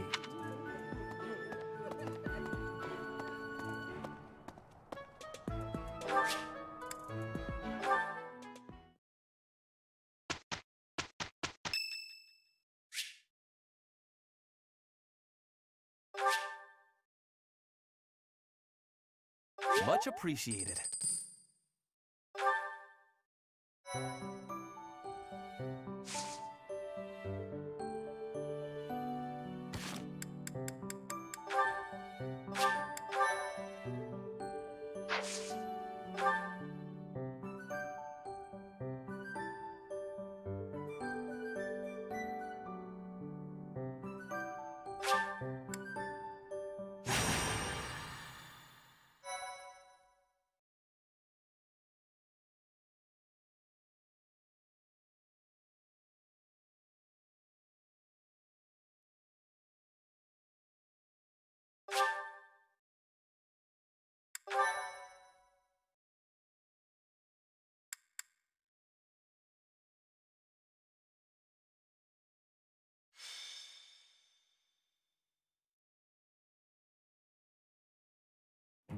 Time for a mock battle, eh? How should we go about this? Well, you'll be our commander, that much is for sure. Just don't screw it up and everything will be great. Got it, Teach?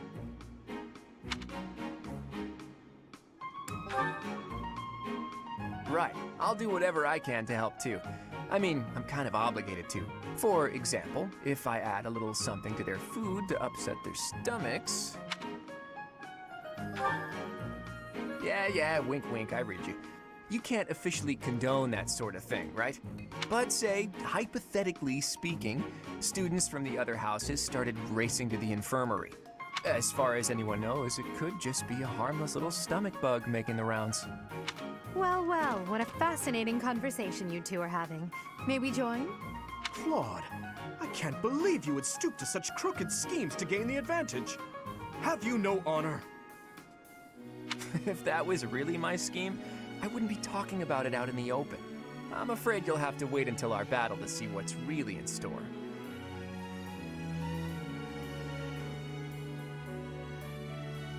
It's irrelevant anyhow. Whatever you have planned won't save you from a crushing defeat. She has a point. Still, I'm rather eager to see what sort of schemes that mind of yours conjures up. You heard him, Teach. We can't let these fine folks down.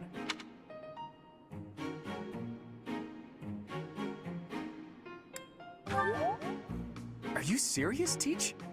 Well, if a crooked scheme is really what you're after, I've got more than a few of those up my sleeve.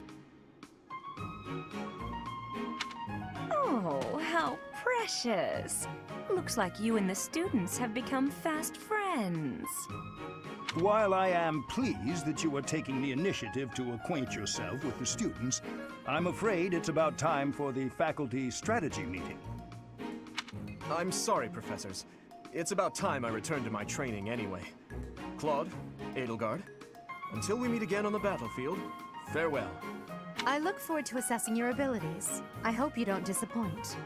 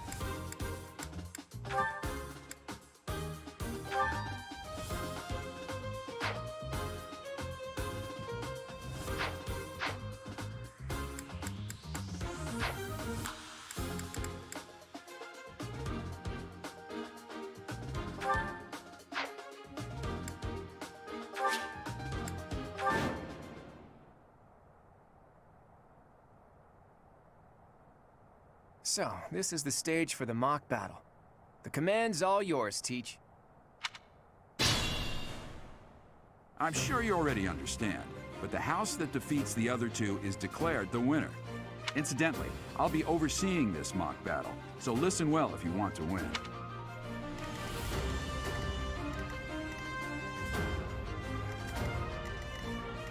Stay focused.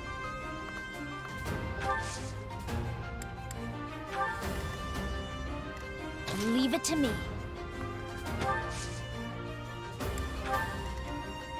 Ready and willing. Who, me? Who, me? I will fight on the front lines. I can stop the enemy's advance with grace. You have Lady Edelgard's permission to... I suppose I've no choice but to provide cover.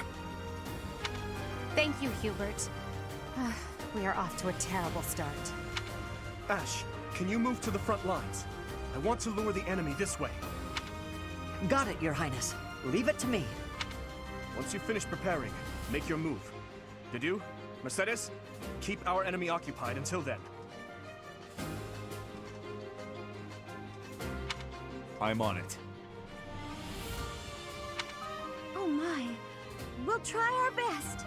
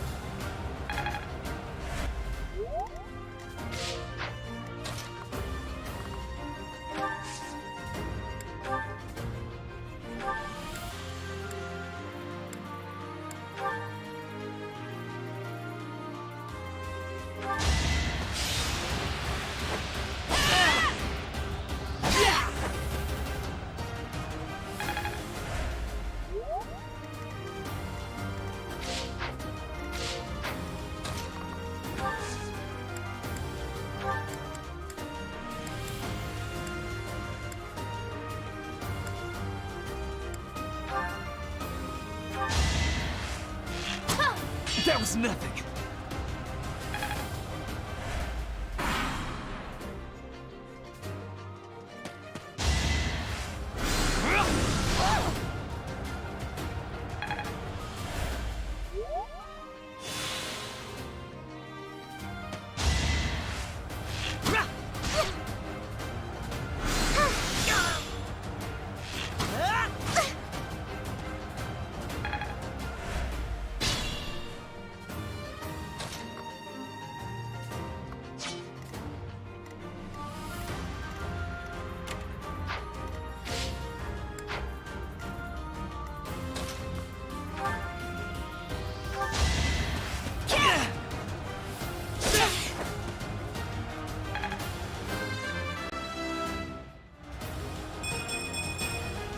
Such power dwells within?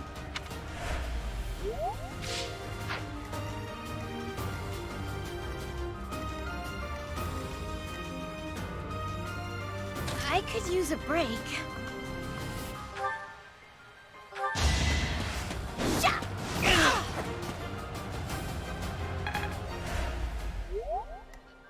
Better be careful. Ooh, nice!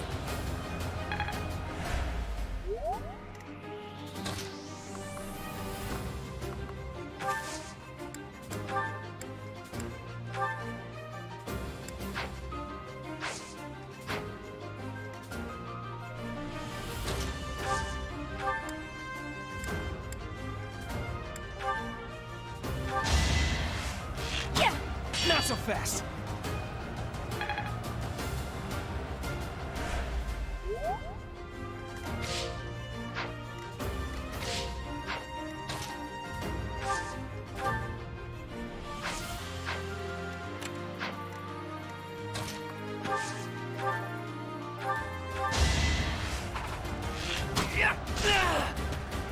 I'm the son of House Ire.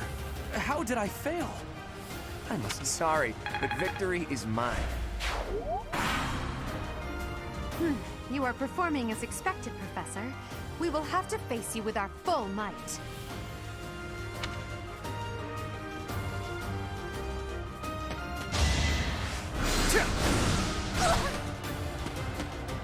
I'm sorry. I cannot lose!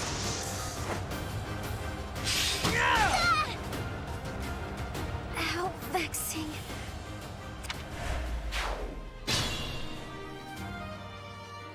Be mindful.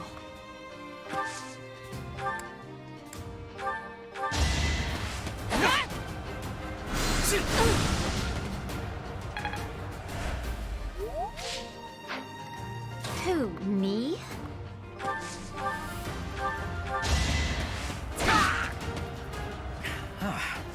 The new professor is rather strong. I put in some work.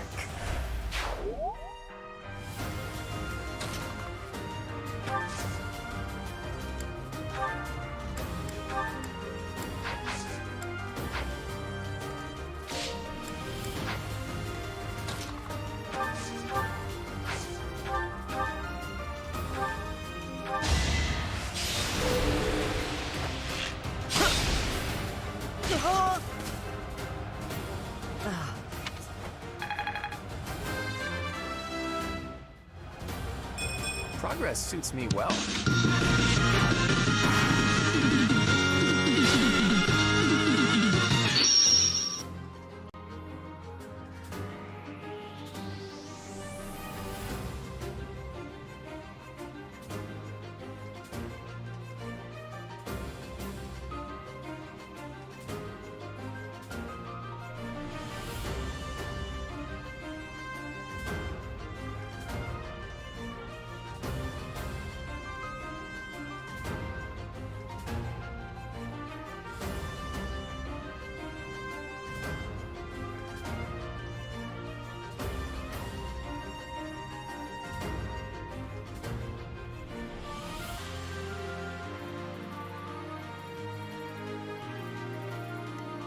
Careful now.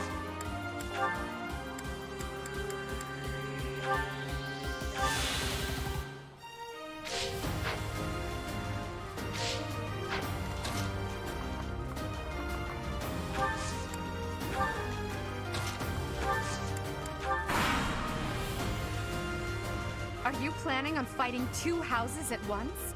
I will admit that is favorable for us.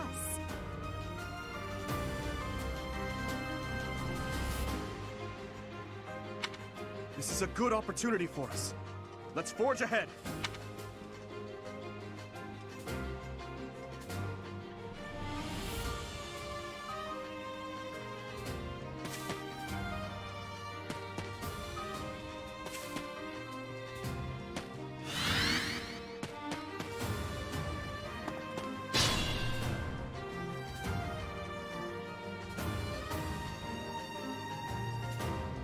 Be mindful.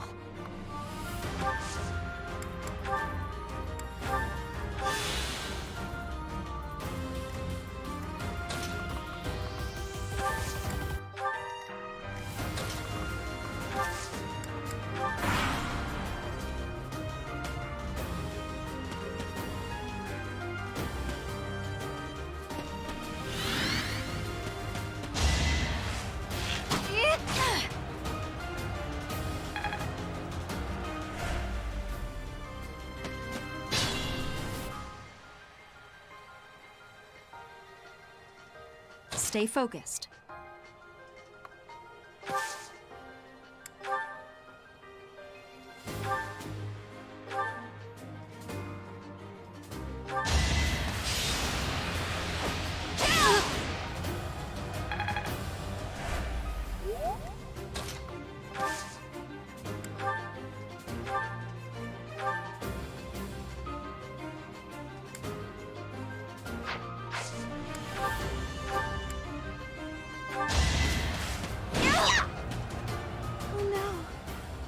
As far as I can go. Hilda! Hilda!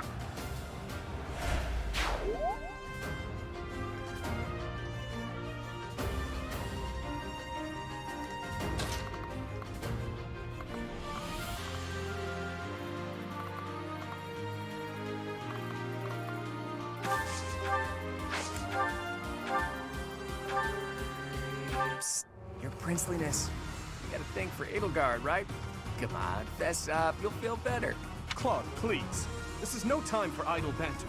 Your defenses are wide open. That didn't get to him, huh? What a shame. I'll find a better way to ruffle him up next time.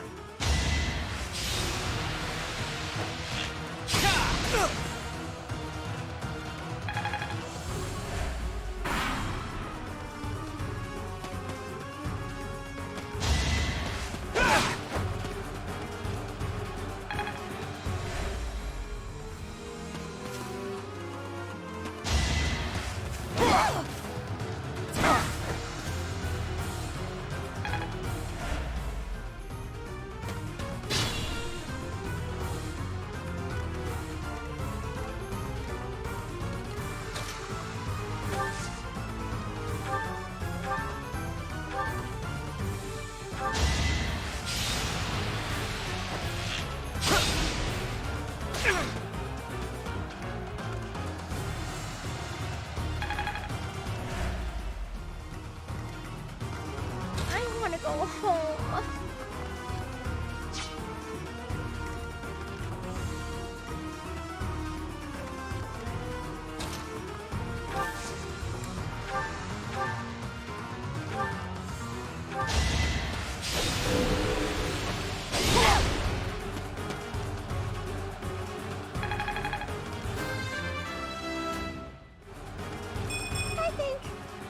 I'm definitely tougher. My training was insufficient. I am so sorry, everyone. The rest is up to you.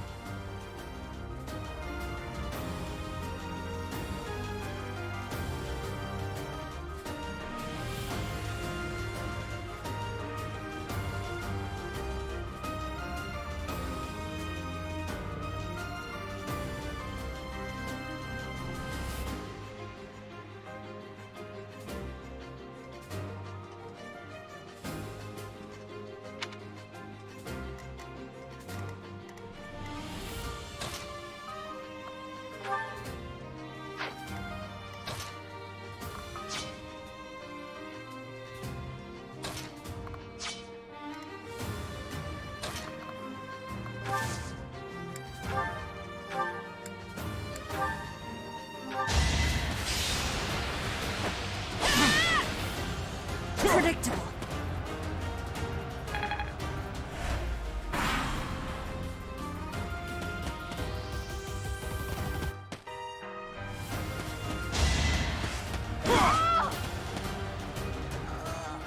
Guess that's it for me.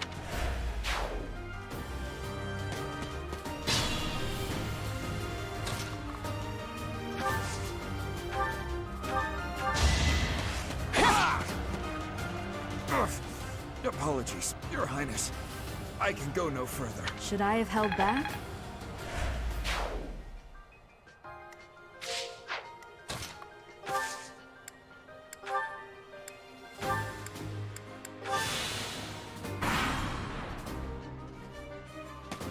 There can be no victory unless I defeat you. So be it!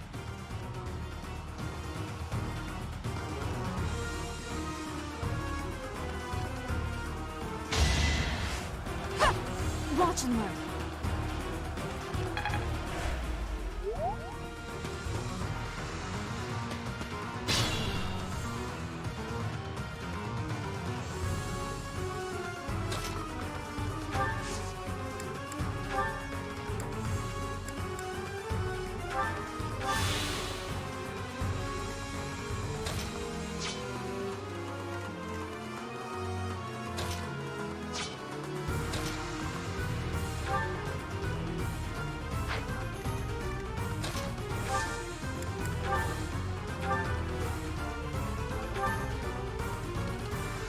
Look at that, a real-life princess. I'll have to be careful not to scar that little face of yours.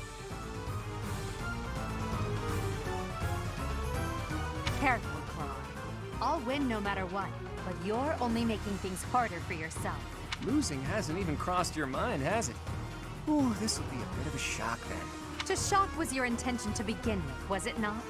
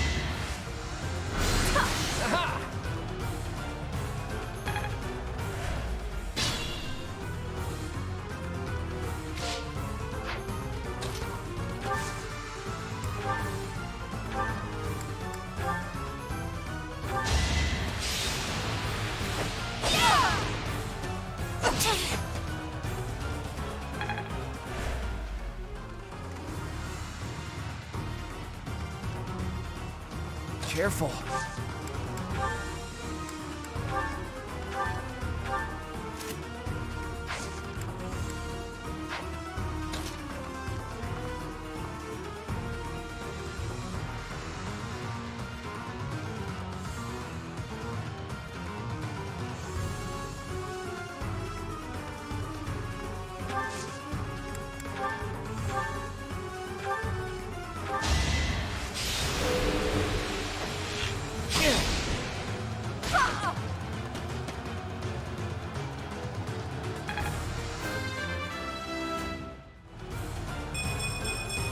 I expected as much.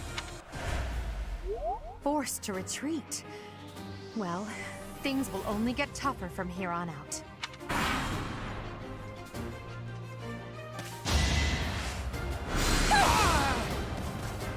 I didn't expect that. We'll call it a stalemate.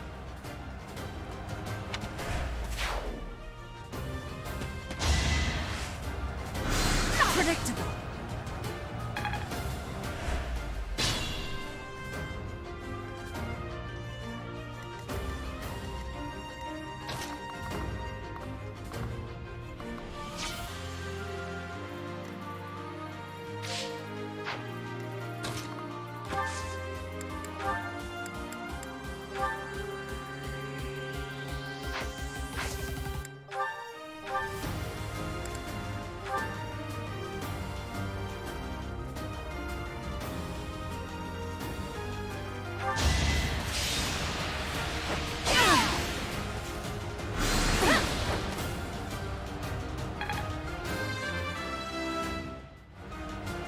We must all...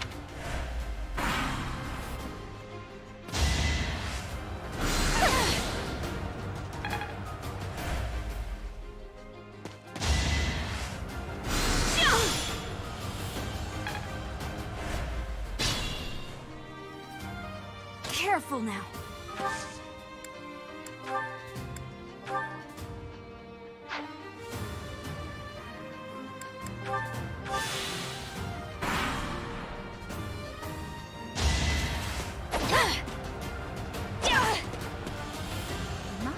My. The new professor seems very capable. As expected.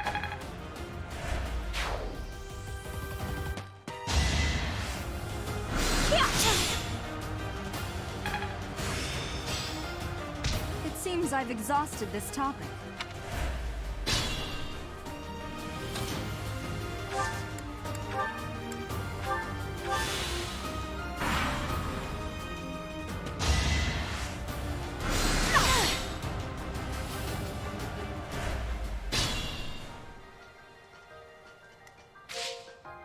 Be mindful.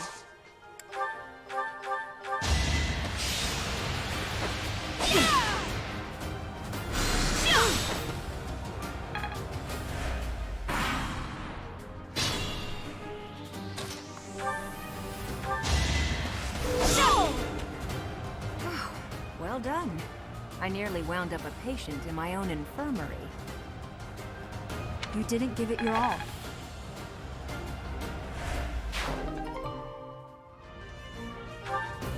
So, you've made it past Manuela, eh?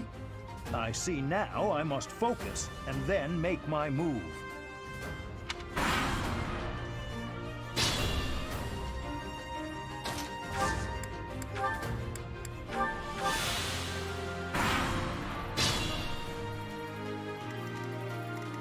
Stay focused.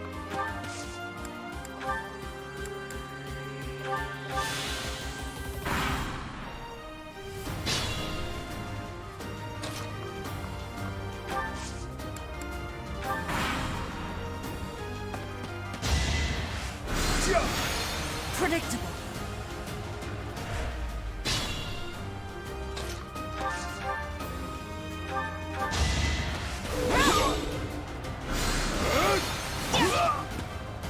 My goodness. The leadership of someone with actual battle experience is... well, I was as good as useless.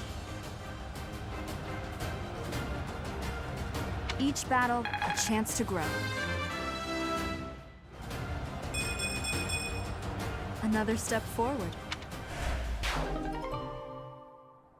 All right, that's that.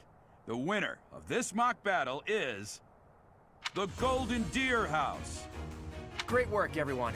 Even if it's just a mock battle, the taste of victory is sugary sweet.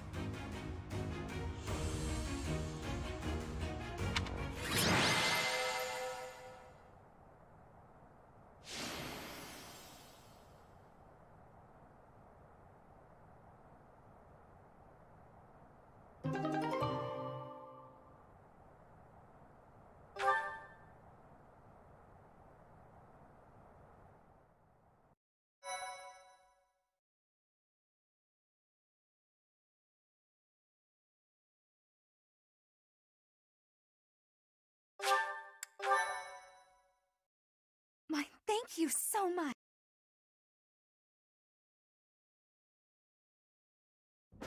Great work, Teach. That was a brilliant win.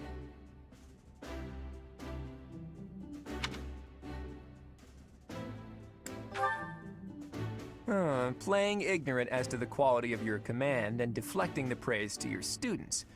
You really are a model professor, Teach. To be honest, I had a bunch of other schemes planned as well, just in case the situation called for it.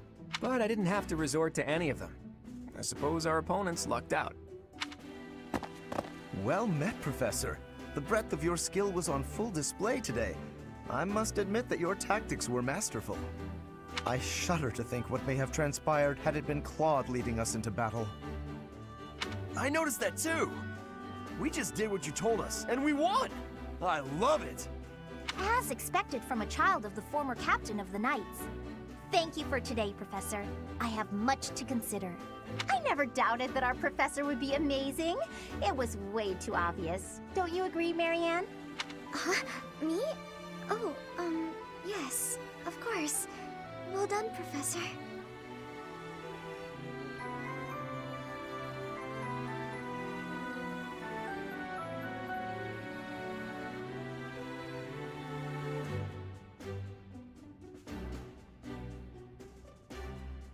Captain Gerald taught his child well. It would have been more of a surprise had our professor proved lacking. Don't you think it's a bit harsh to give Gerald all of the credit, Leonie? In any case, it's clear that we only won because of our new mentor's guidance. A mercenary's wisdom and techniques are forged in battle. Those are the sorts of things you can only learn through experience. Right, Teach? But more importantly, it's time to celebrate our victory. Teach here has yet to try my well-renowned home cooking. I really do hope you'll join us. After all, I swiped some finely aged cheese from the dining hall for just this occasion.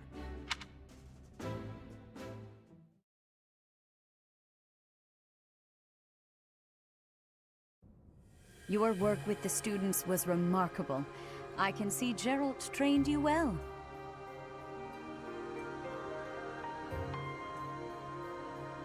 I do hope you were able to use the occasion to bond with the students.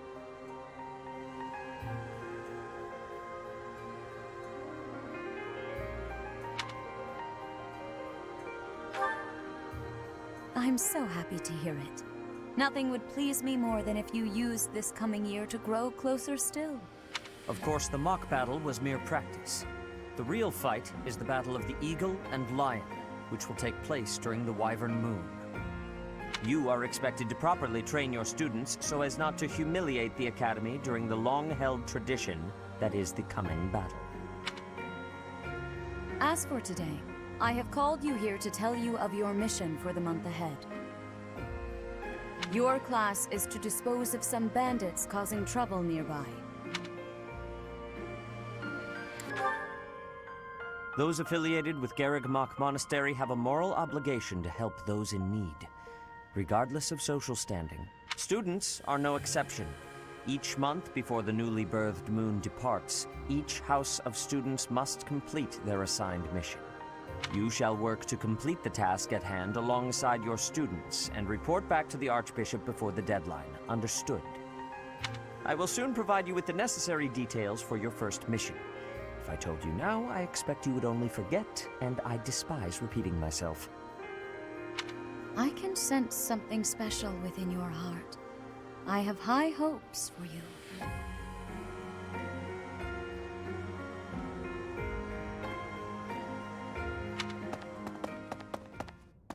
Bandits, they say.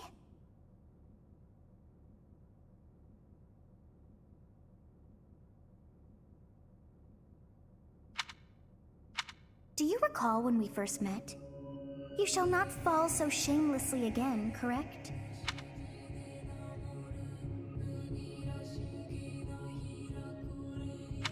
Have you no words for me? Do not tell me that you are shocked to hear from me. You ought to know that I am always with you now. To hear my voice should not come as a shock.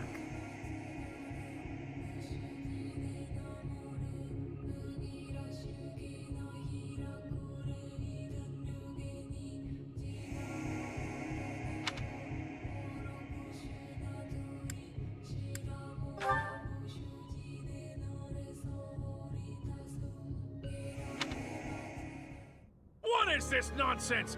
All I was told was to kill as many noble pipsqueaks as possible. No one said anything about the Knights of Damned Saros being on our trail. You have proven yourself worthless, distracted by something so trivial. I had hoped you would achieve your goal despite the setback. But now a child of the Knight's former captain is in play. How interesting. Hey, this isn't what I agreed to! Hiring a mercenary as a professor. What was that woman thinking? Are you listening to me? How do we finish this? You die. What? Underestimating the Knights was an amateur mistake. One you will pay for. The road to eternal torment awaits you all. Now I must locate your replacements. Wait! Get back here! Damn you!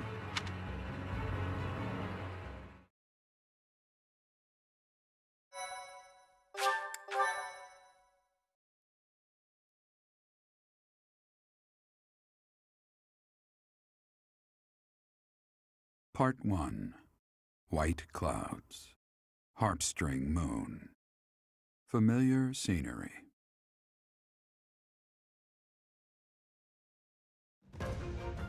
In honor of the saints whose births or deaths took place under this moon, the people perform music once beloved by those divine beings.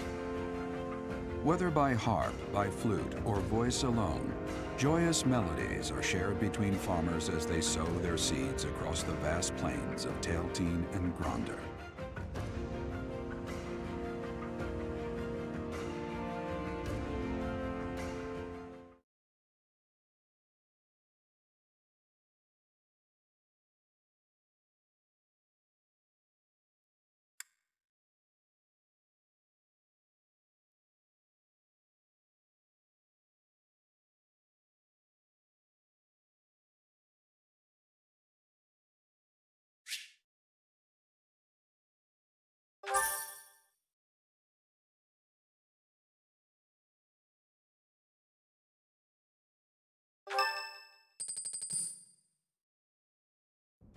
As you have already been notified, your mission is to subdue some bandits. Our students have been learning about combat through study, but this is a precious opportunity to provide them with practical experience. The Knights will support your mission, and are prepared to offer their assistance if necessary. In short, this is no mock battle. You must be prepared for anything. You will receive a message from the Knights when it is time to depart. Until then, use your time wisely. More bandits. Not very original, Teach.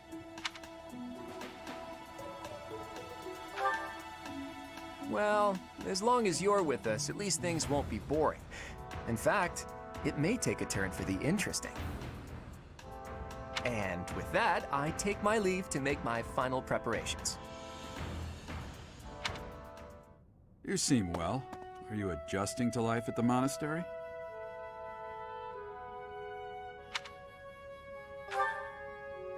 Oh, I didn't expect that answer. When we were mercenaries, I handled everything. Outside of battle, you didn't have much contact with people, did you? I thought being thrown into a swarm of noble brats to teach would be a bit much for you. But I guess I had nothing to worry about. By the way, I heard about those bandits. Your first assignment is to take them out, right? That's fairly routine for you by now, but don't forget it's the first real taste of battle for those brats. It'll be tougher to sleep at night if you let one of your little pupils die. So stay vigilant and lead them well. I wish I could offer you my support, but Lady Rhea won't allow it. For now, I'll try to figure out what she wants from you. I don't mind you settling into your life here, but don't let your guard down. Ever.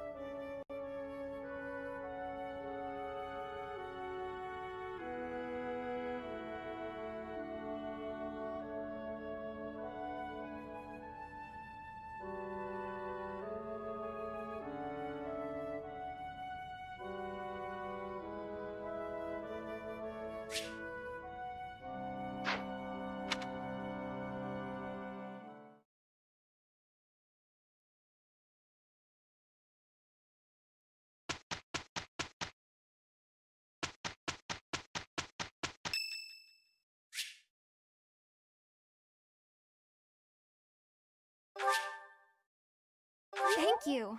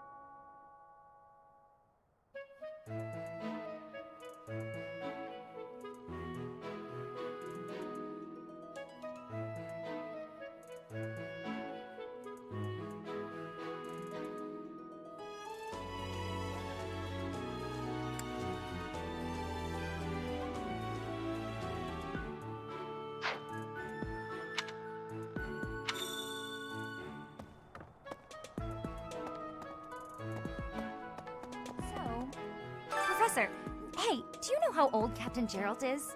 That's enough, Leone. If I don't know, how could my child know? It's not normal to forget your own age, you know. It's kind of worrisome, actually. By the time you're forgetting your own age, you're past the point of caring. I guess if you put it that way, you've got a point. I have a request.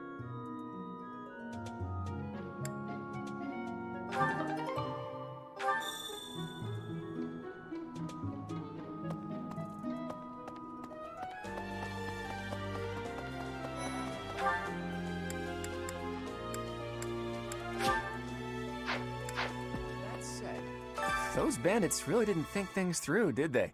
They had to have known the knights would be after them the moment they entered the monastery's turf. Fine by me, though. I'm raring for some real combat experience. Any chance to grow is a good thing. Is there anything else you want to ask me, Teach? About living at the monastery or combat? Anything like that? Students aren't the only ones who have something to learn from their professors. Professors can also learn from each other. If you want to, you should try trading knowledge with Professor Hanneman or Professor Manuela.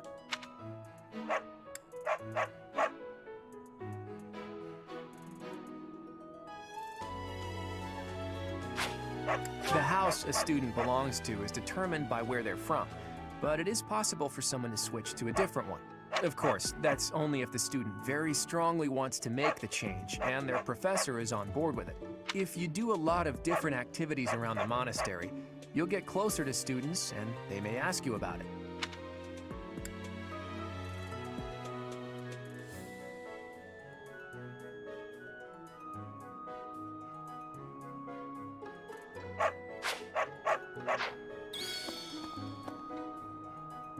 Your performance in the mock battle was exceptional, Professor. You have inspired me to follow your example and study even more diligently. Perhaps we could train together sometime. I would love to test myself against your sword skills again. It is better if you do not approach me. If you spend too much time around a man of Dusker, there will be rumors. That reminds me. Hey there.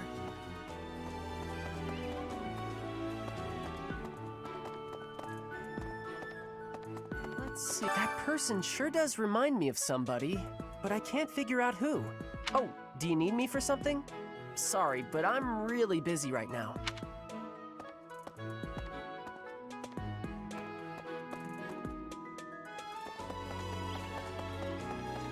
Really?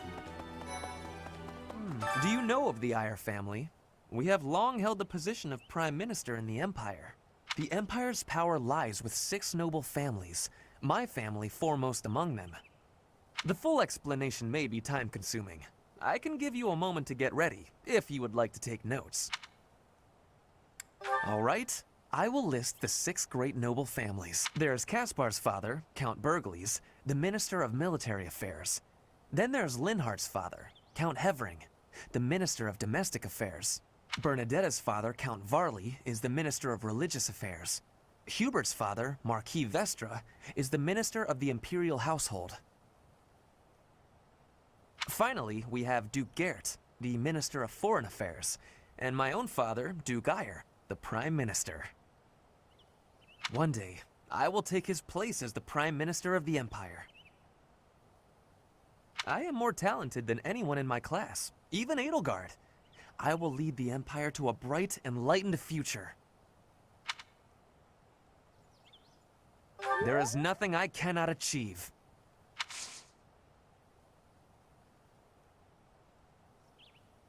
Oh, Professor. Here to recruit me, I presume? Well, the eldest son of House Eyre will not be so easily swayed.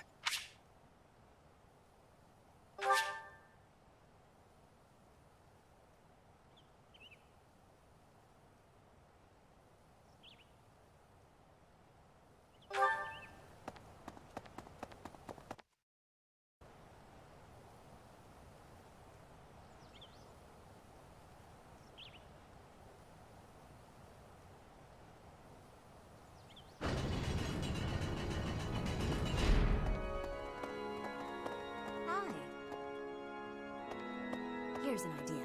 I hear the Officers' Academy of the monastery was founded about 2 centuries ago. The eastern region of Fodlan was being invaded by Almyra, and so the Archbishop of the time took measures to prevent the border from being taken. In order to ensure Fodlan would be safe from potential threats, she deemed it necessary to raise a generation of excellence. That is how the establishment was founded, though its purpose has changed over the years. I have a favor to ask.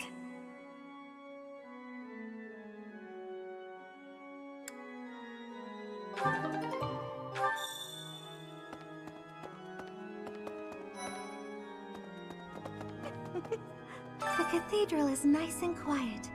It's so relaxing.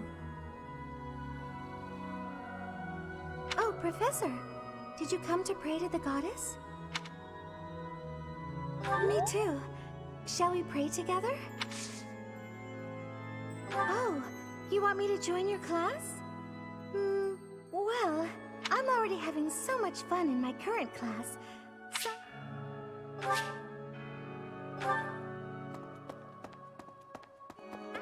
Inside the cathedral, there is a chapel dedicated to the 4 saints. Do you know of them? Saint Indec, Saint Macule, Saint Keyhole, and... Saint Celine! Who is your favorite, Professor?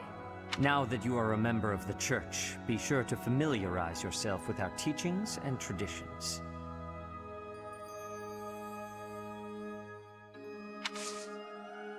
I have something to ask of you.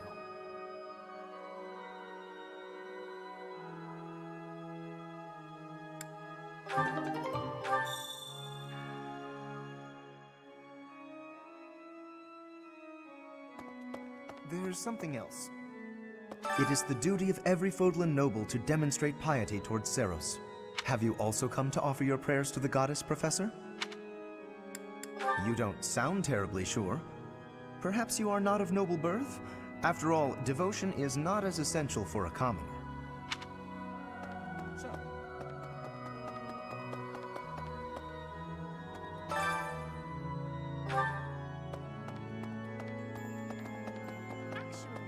There's some... It is the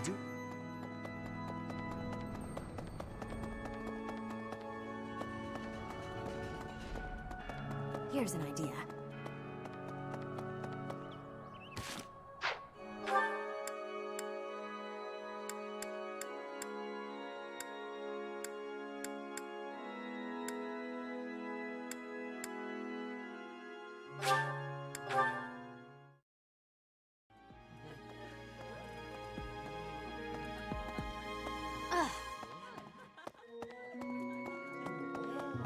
I was thinking, what about... Okay. Frigid, Almyra, Dusker, even people from far-off lands gather here at the Academy.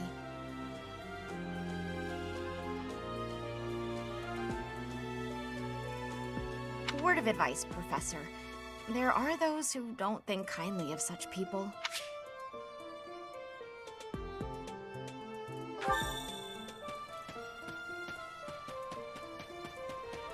What the... That's,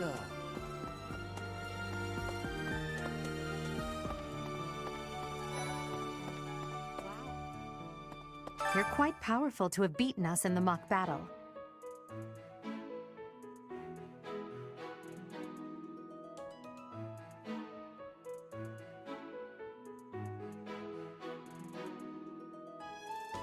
Such a shame you aren't leading our class.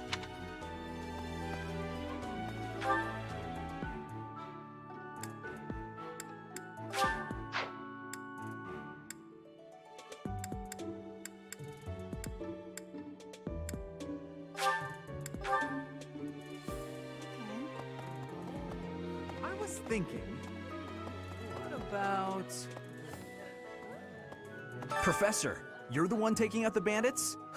That's one way to start your career at the Academy. I didn't expect they'd order us to risk our lives here. Seems a bit extreme, doesn't it? Hey, Professor. Pretty great timing. I want to ask you something. I'd like to be in your class, if that's possible. I've been thinking, maybe I ought to get serious about studying.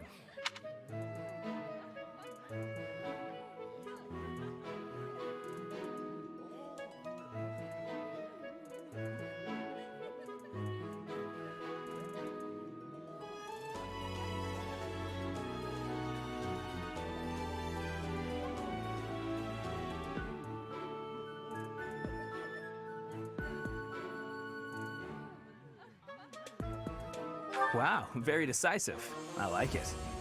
I'll be there on time and in the front row and everything. You'll never have a better student.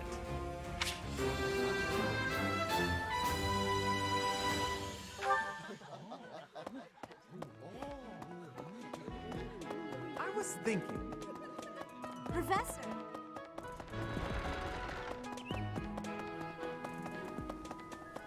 Hey, you.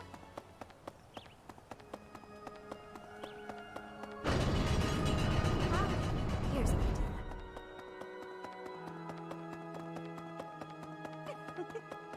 There's something else. Well done. You have my thanks.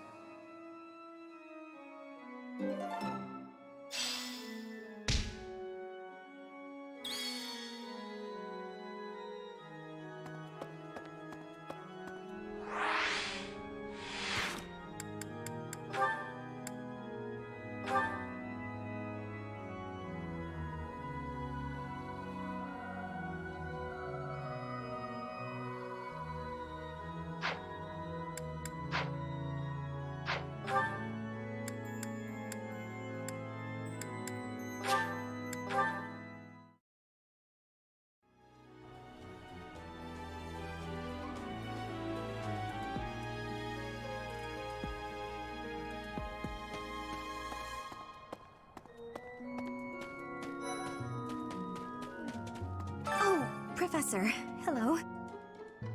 Truth is, my undershirt got blown away by the wind. And it's not important why, it only matters that it's pale blue. Thank you so much. I do find you very interesting.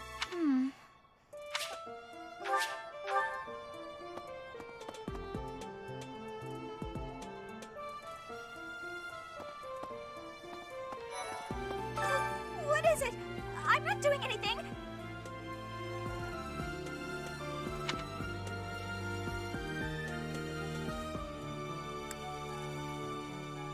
Cake? Oh, come on! That's just cruel.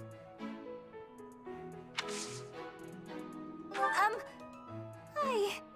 Sorry, I'm trying, but you're still kind of a stranger.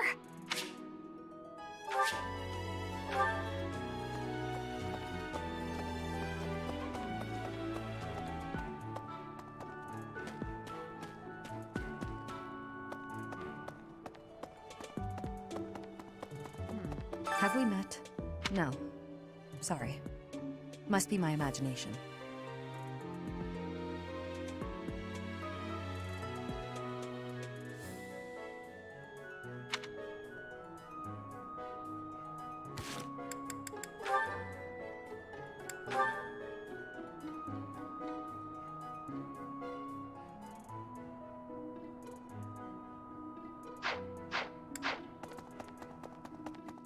Please. Professor?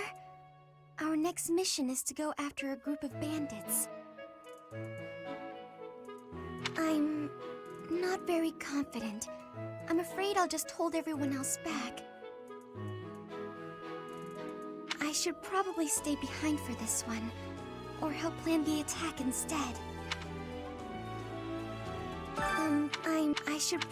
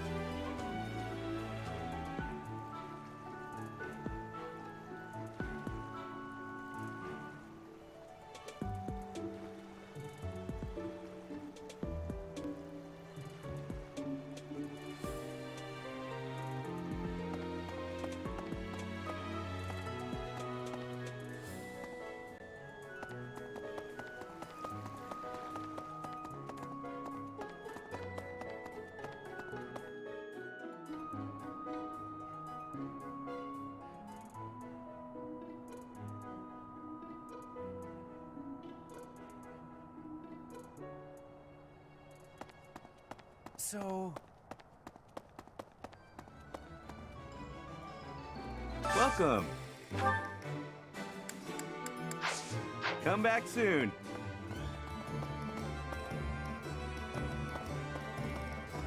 What? Hey! So...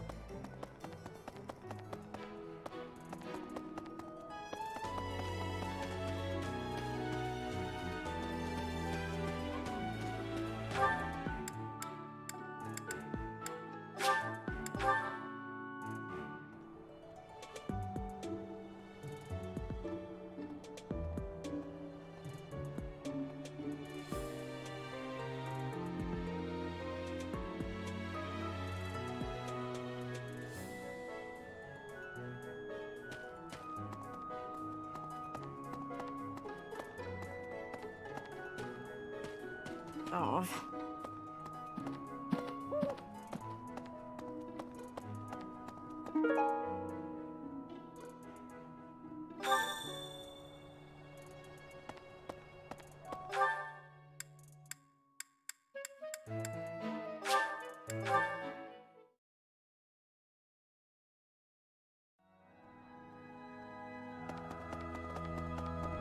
My savior, thank you.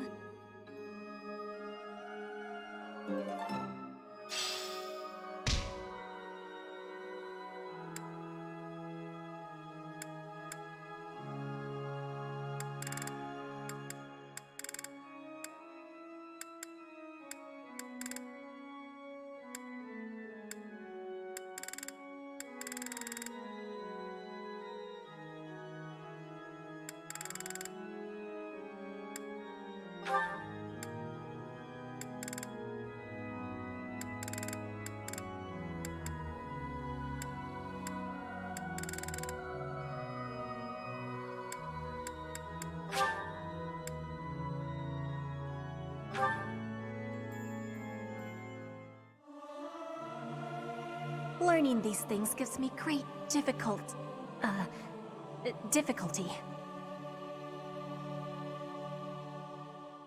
I hope this song reaches the goddess's ears.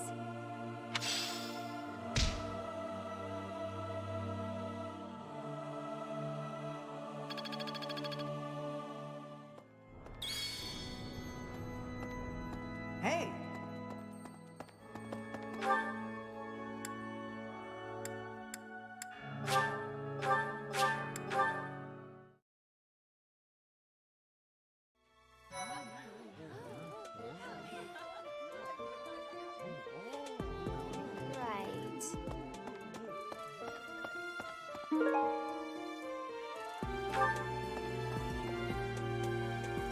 Would you kindly do something for me?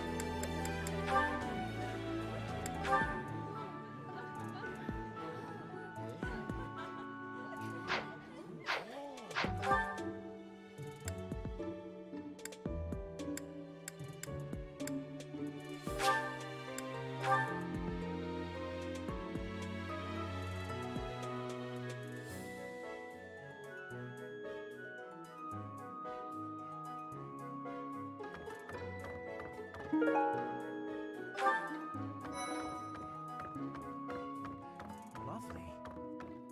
Swimming through a sea of countless books, tracking down that single sought-after volume, it's absolute bliss. How do the poor fools who spend their days sharpening swords and polishing armor find any joy in life?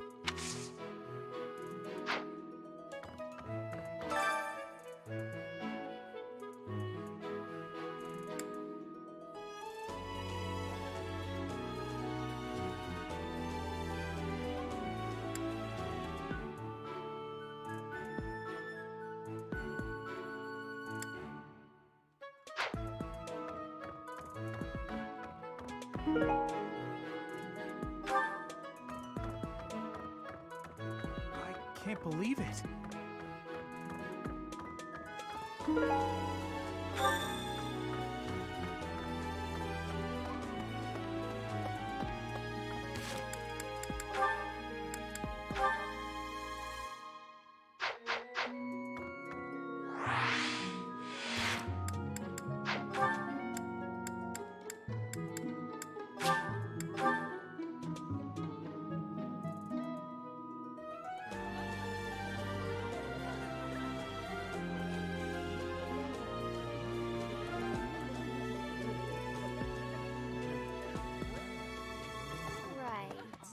You're a lifesaver.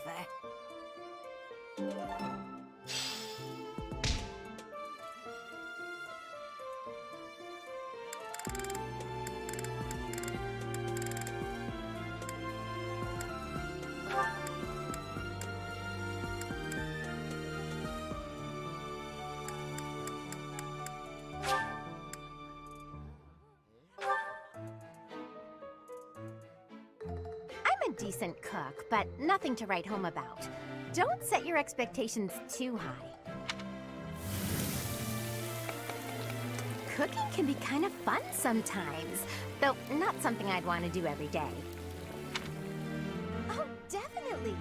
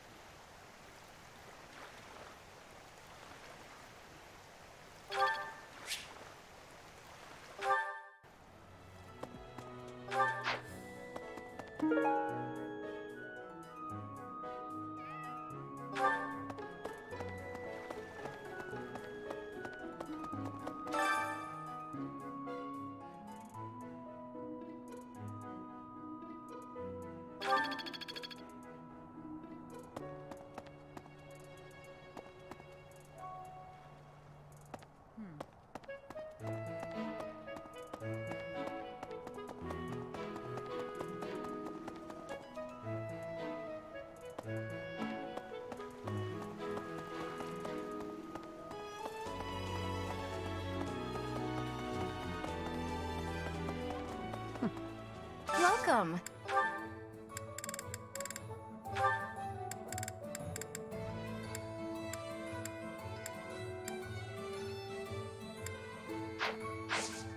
Please come again.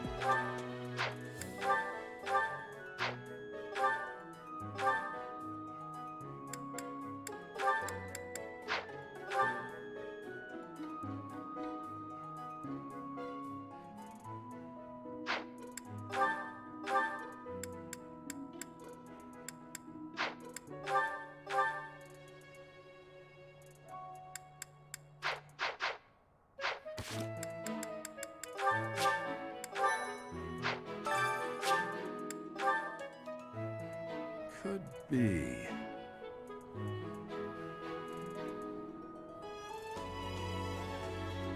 Professor, hey, do you know how old Captain Gerald is? That's enough, Leone. It's not normal to forget your own. By the time you're forgetting your... I guess if you...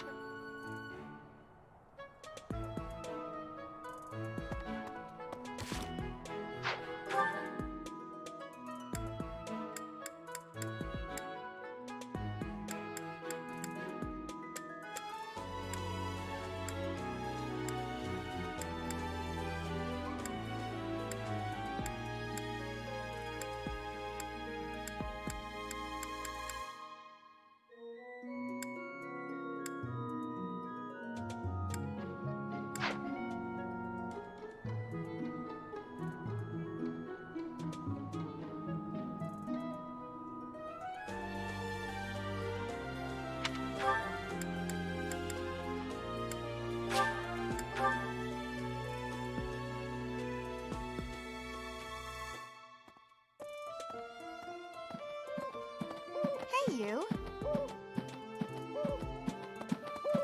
What?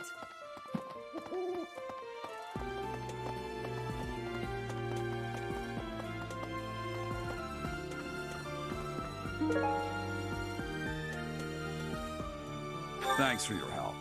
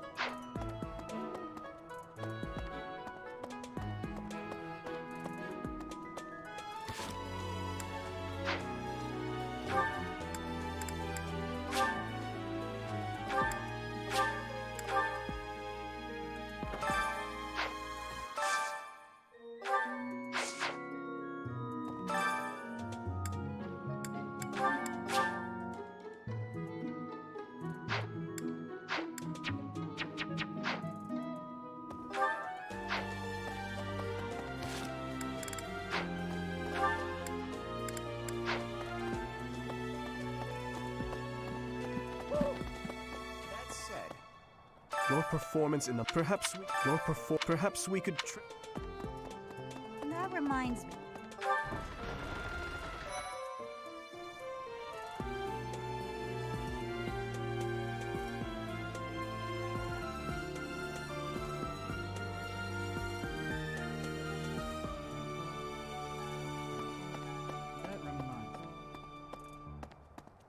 Professor. Professor. The next assignment is to drive out bandits? Sounds like some training is in order. Tell me something, Professor. When it comes to a one-on-one battle, which is better, strength or skill? You might be right, but when it's all said and done, I still think muscle comes out on top.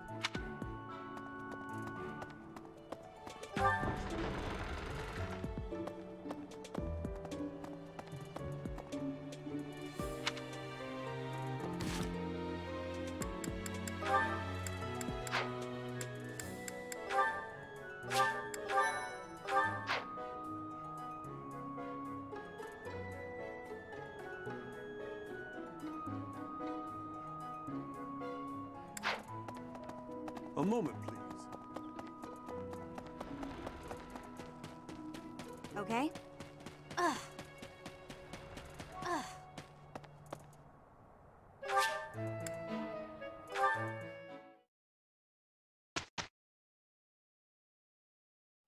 Don't tell me. No one bothered to show you the standard procedure for lectures?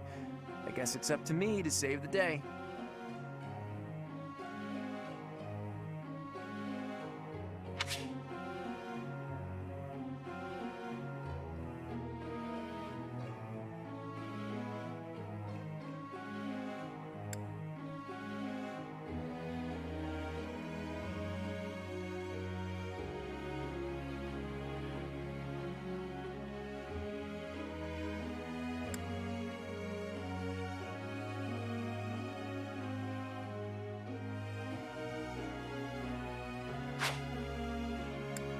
Before starting a lecture, be sure to first check on our study goals.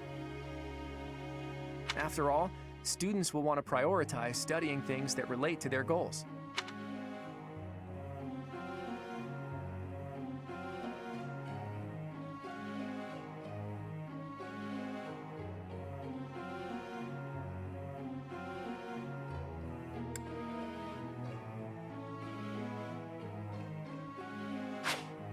It's probably easier to get good results if you instruct students based on their interests and specialties. But that doesn't mean it's pointless to teach things that don't relate to someone's goals. Not by a long shot. By overcoming their weaknesses, some students may develop an interest in new fields.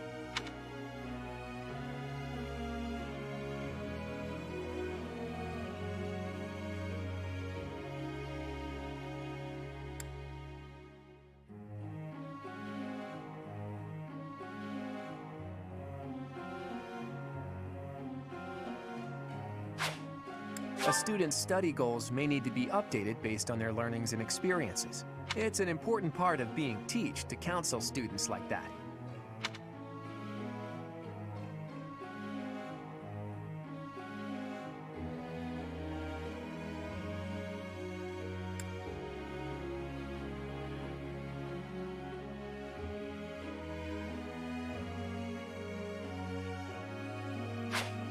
How well their tutoring goes will depend on a student's motivation. It's possible that interacting with students on a regular basis will raise their motivation. Maybe. Then again, what do I know? In any case, make sure to keep an eye on how motivated everyone is.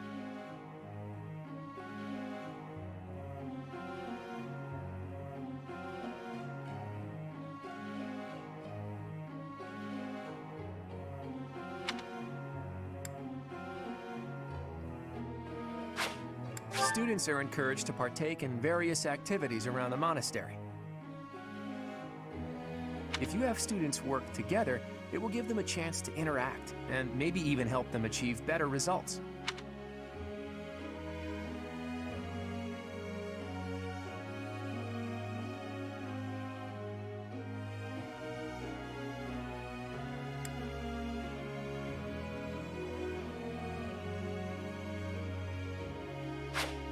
Have you heard about the monthly certification exams? If you want to become a certain class, you have to pass the certification exam for it. That means training up on the required skills so you can pass.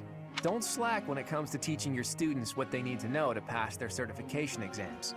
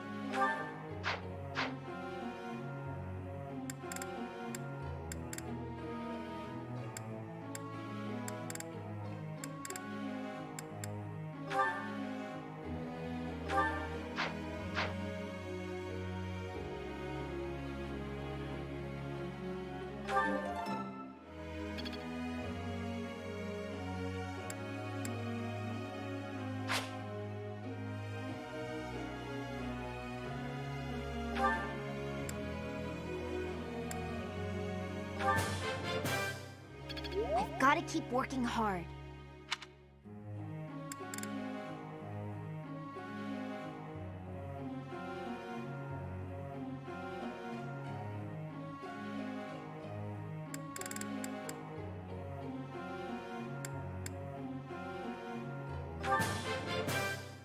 I've got to keep working hard.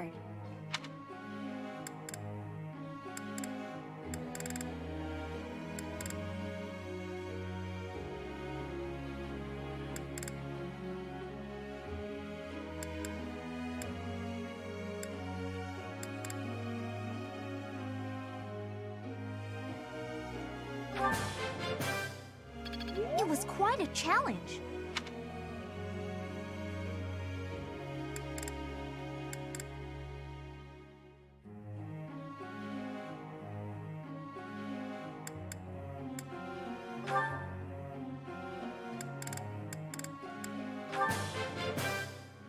That was so helpful. Thanks.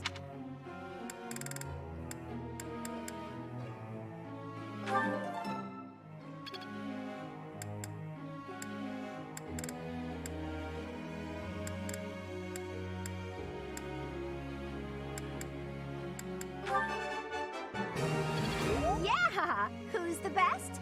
I'm the best. I'm glad I put in some effort. For once.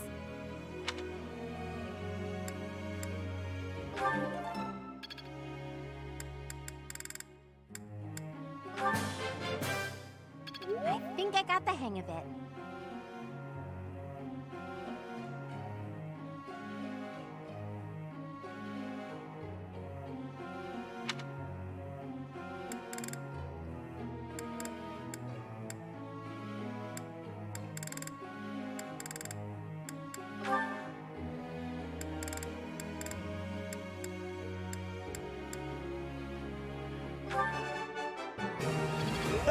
Looks like I got it right. You really think I'm that great?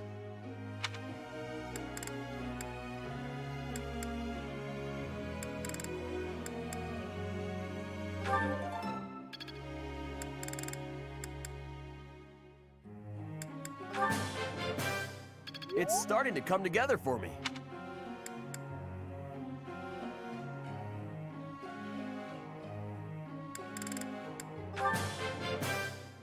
That was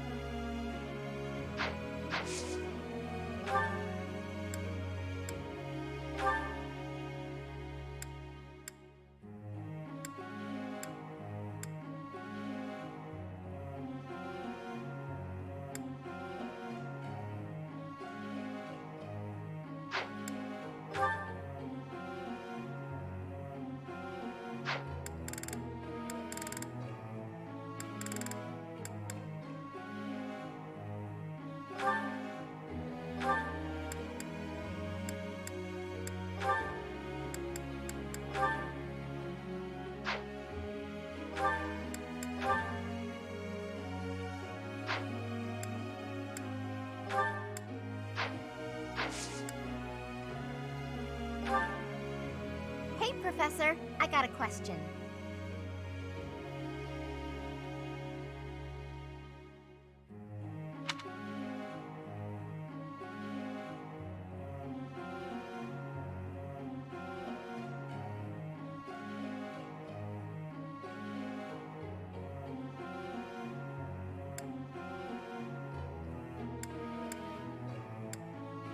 What? You're kidding, right?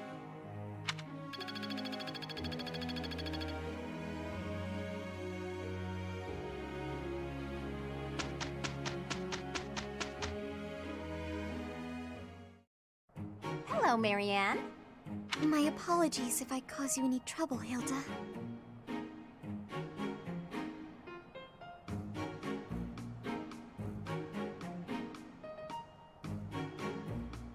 What trouble?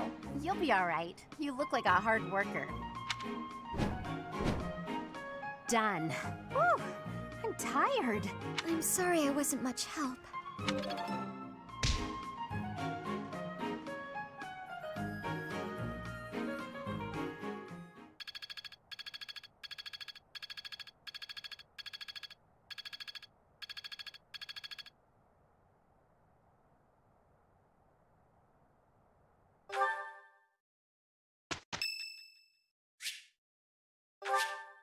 Thanks.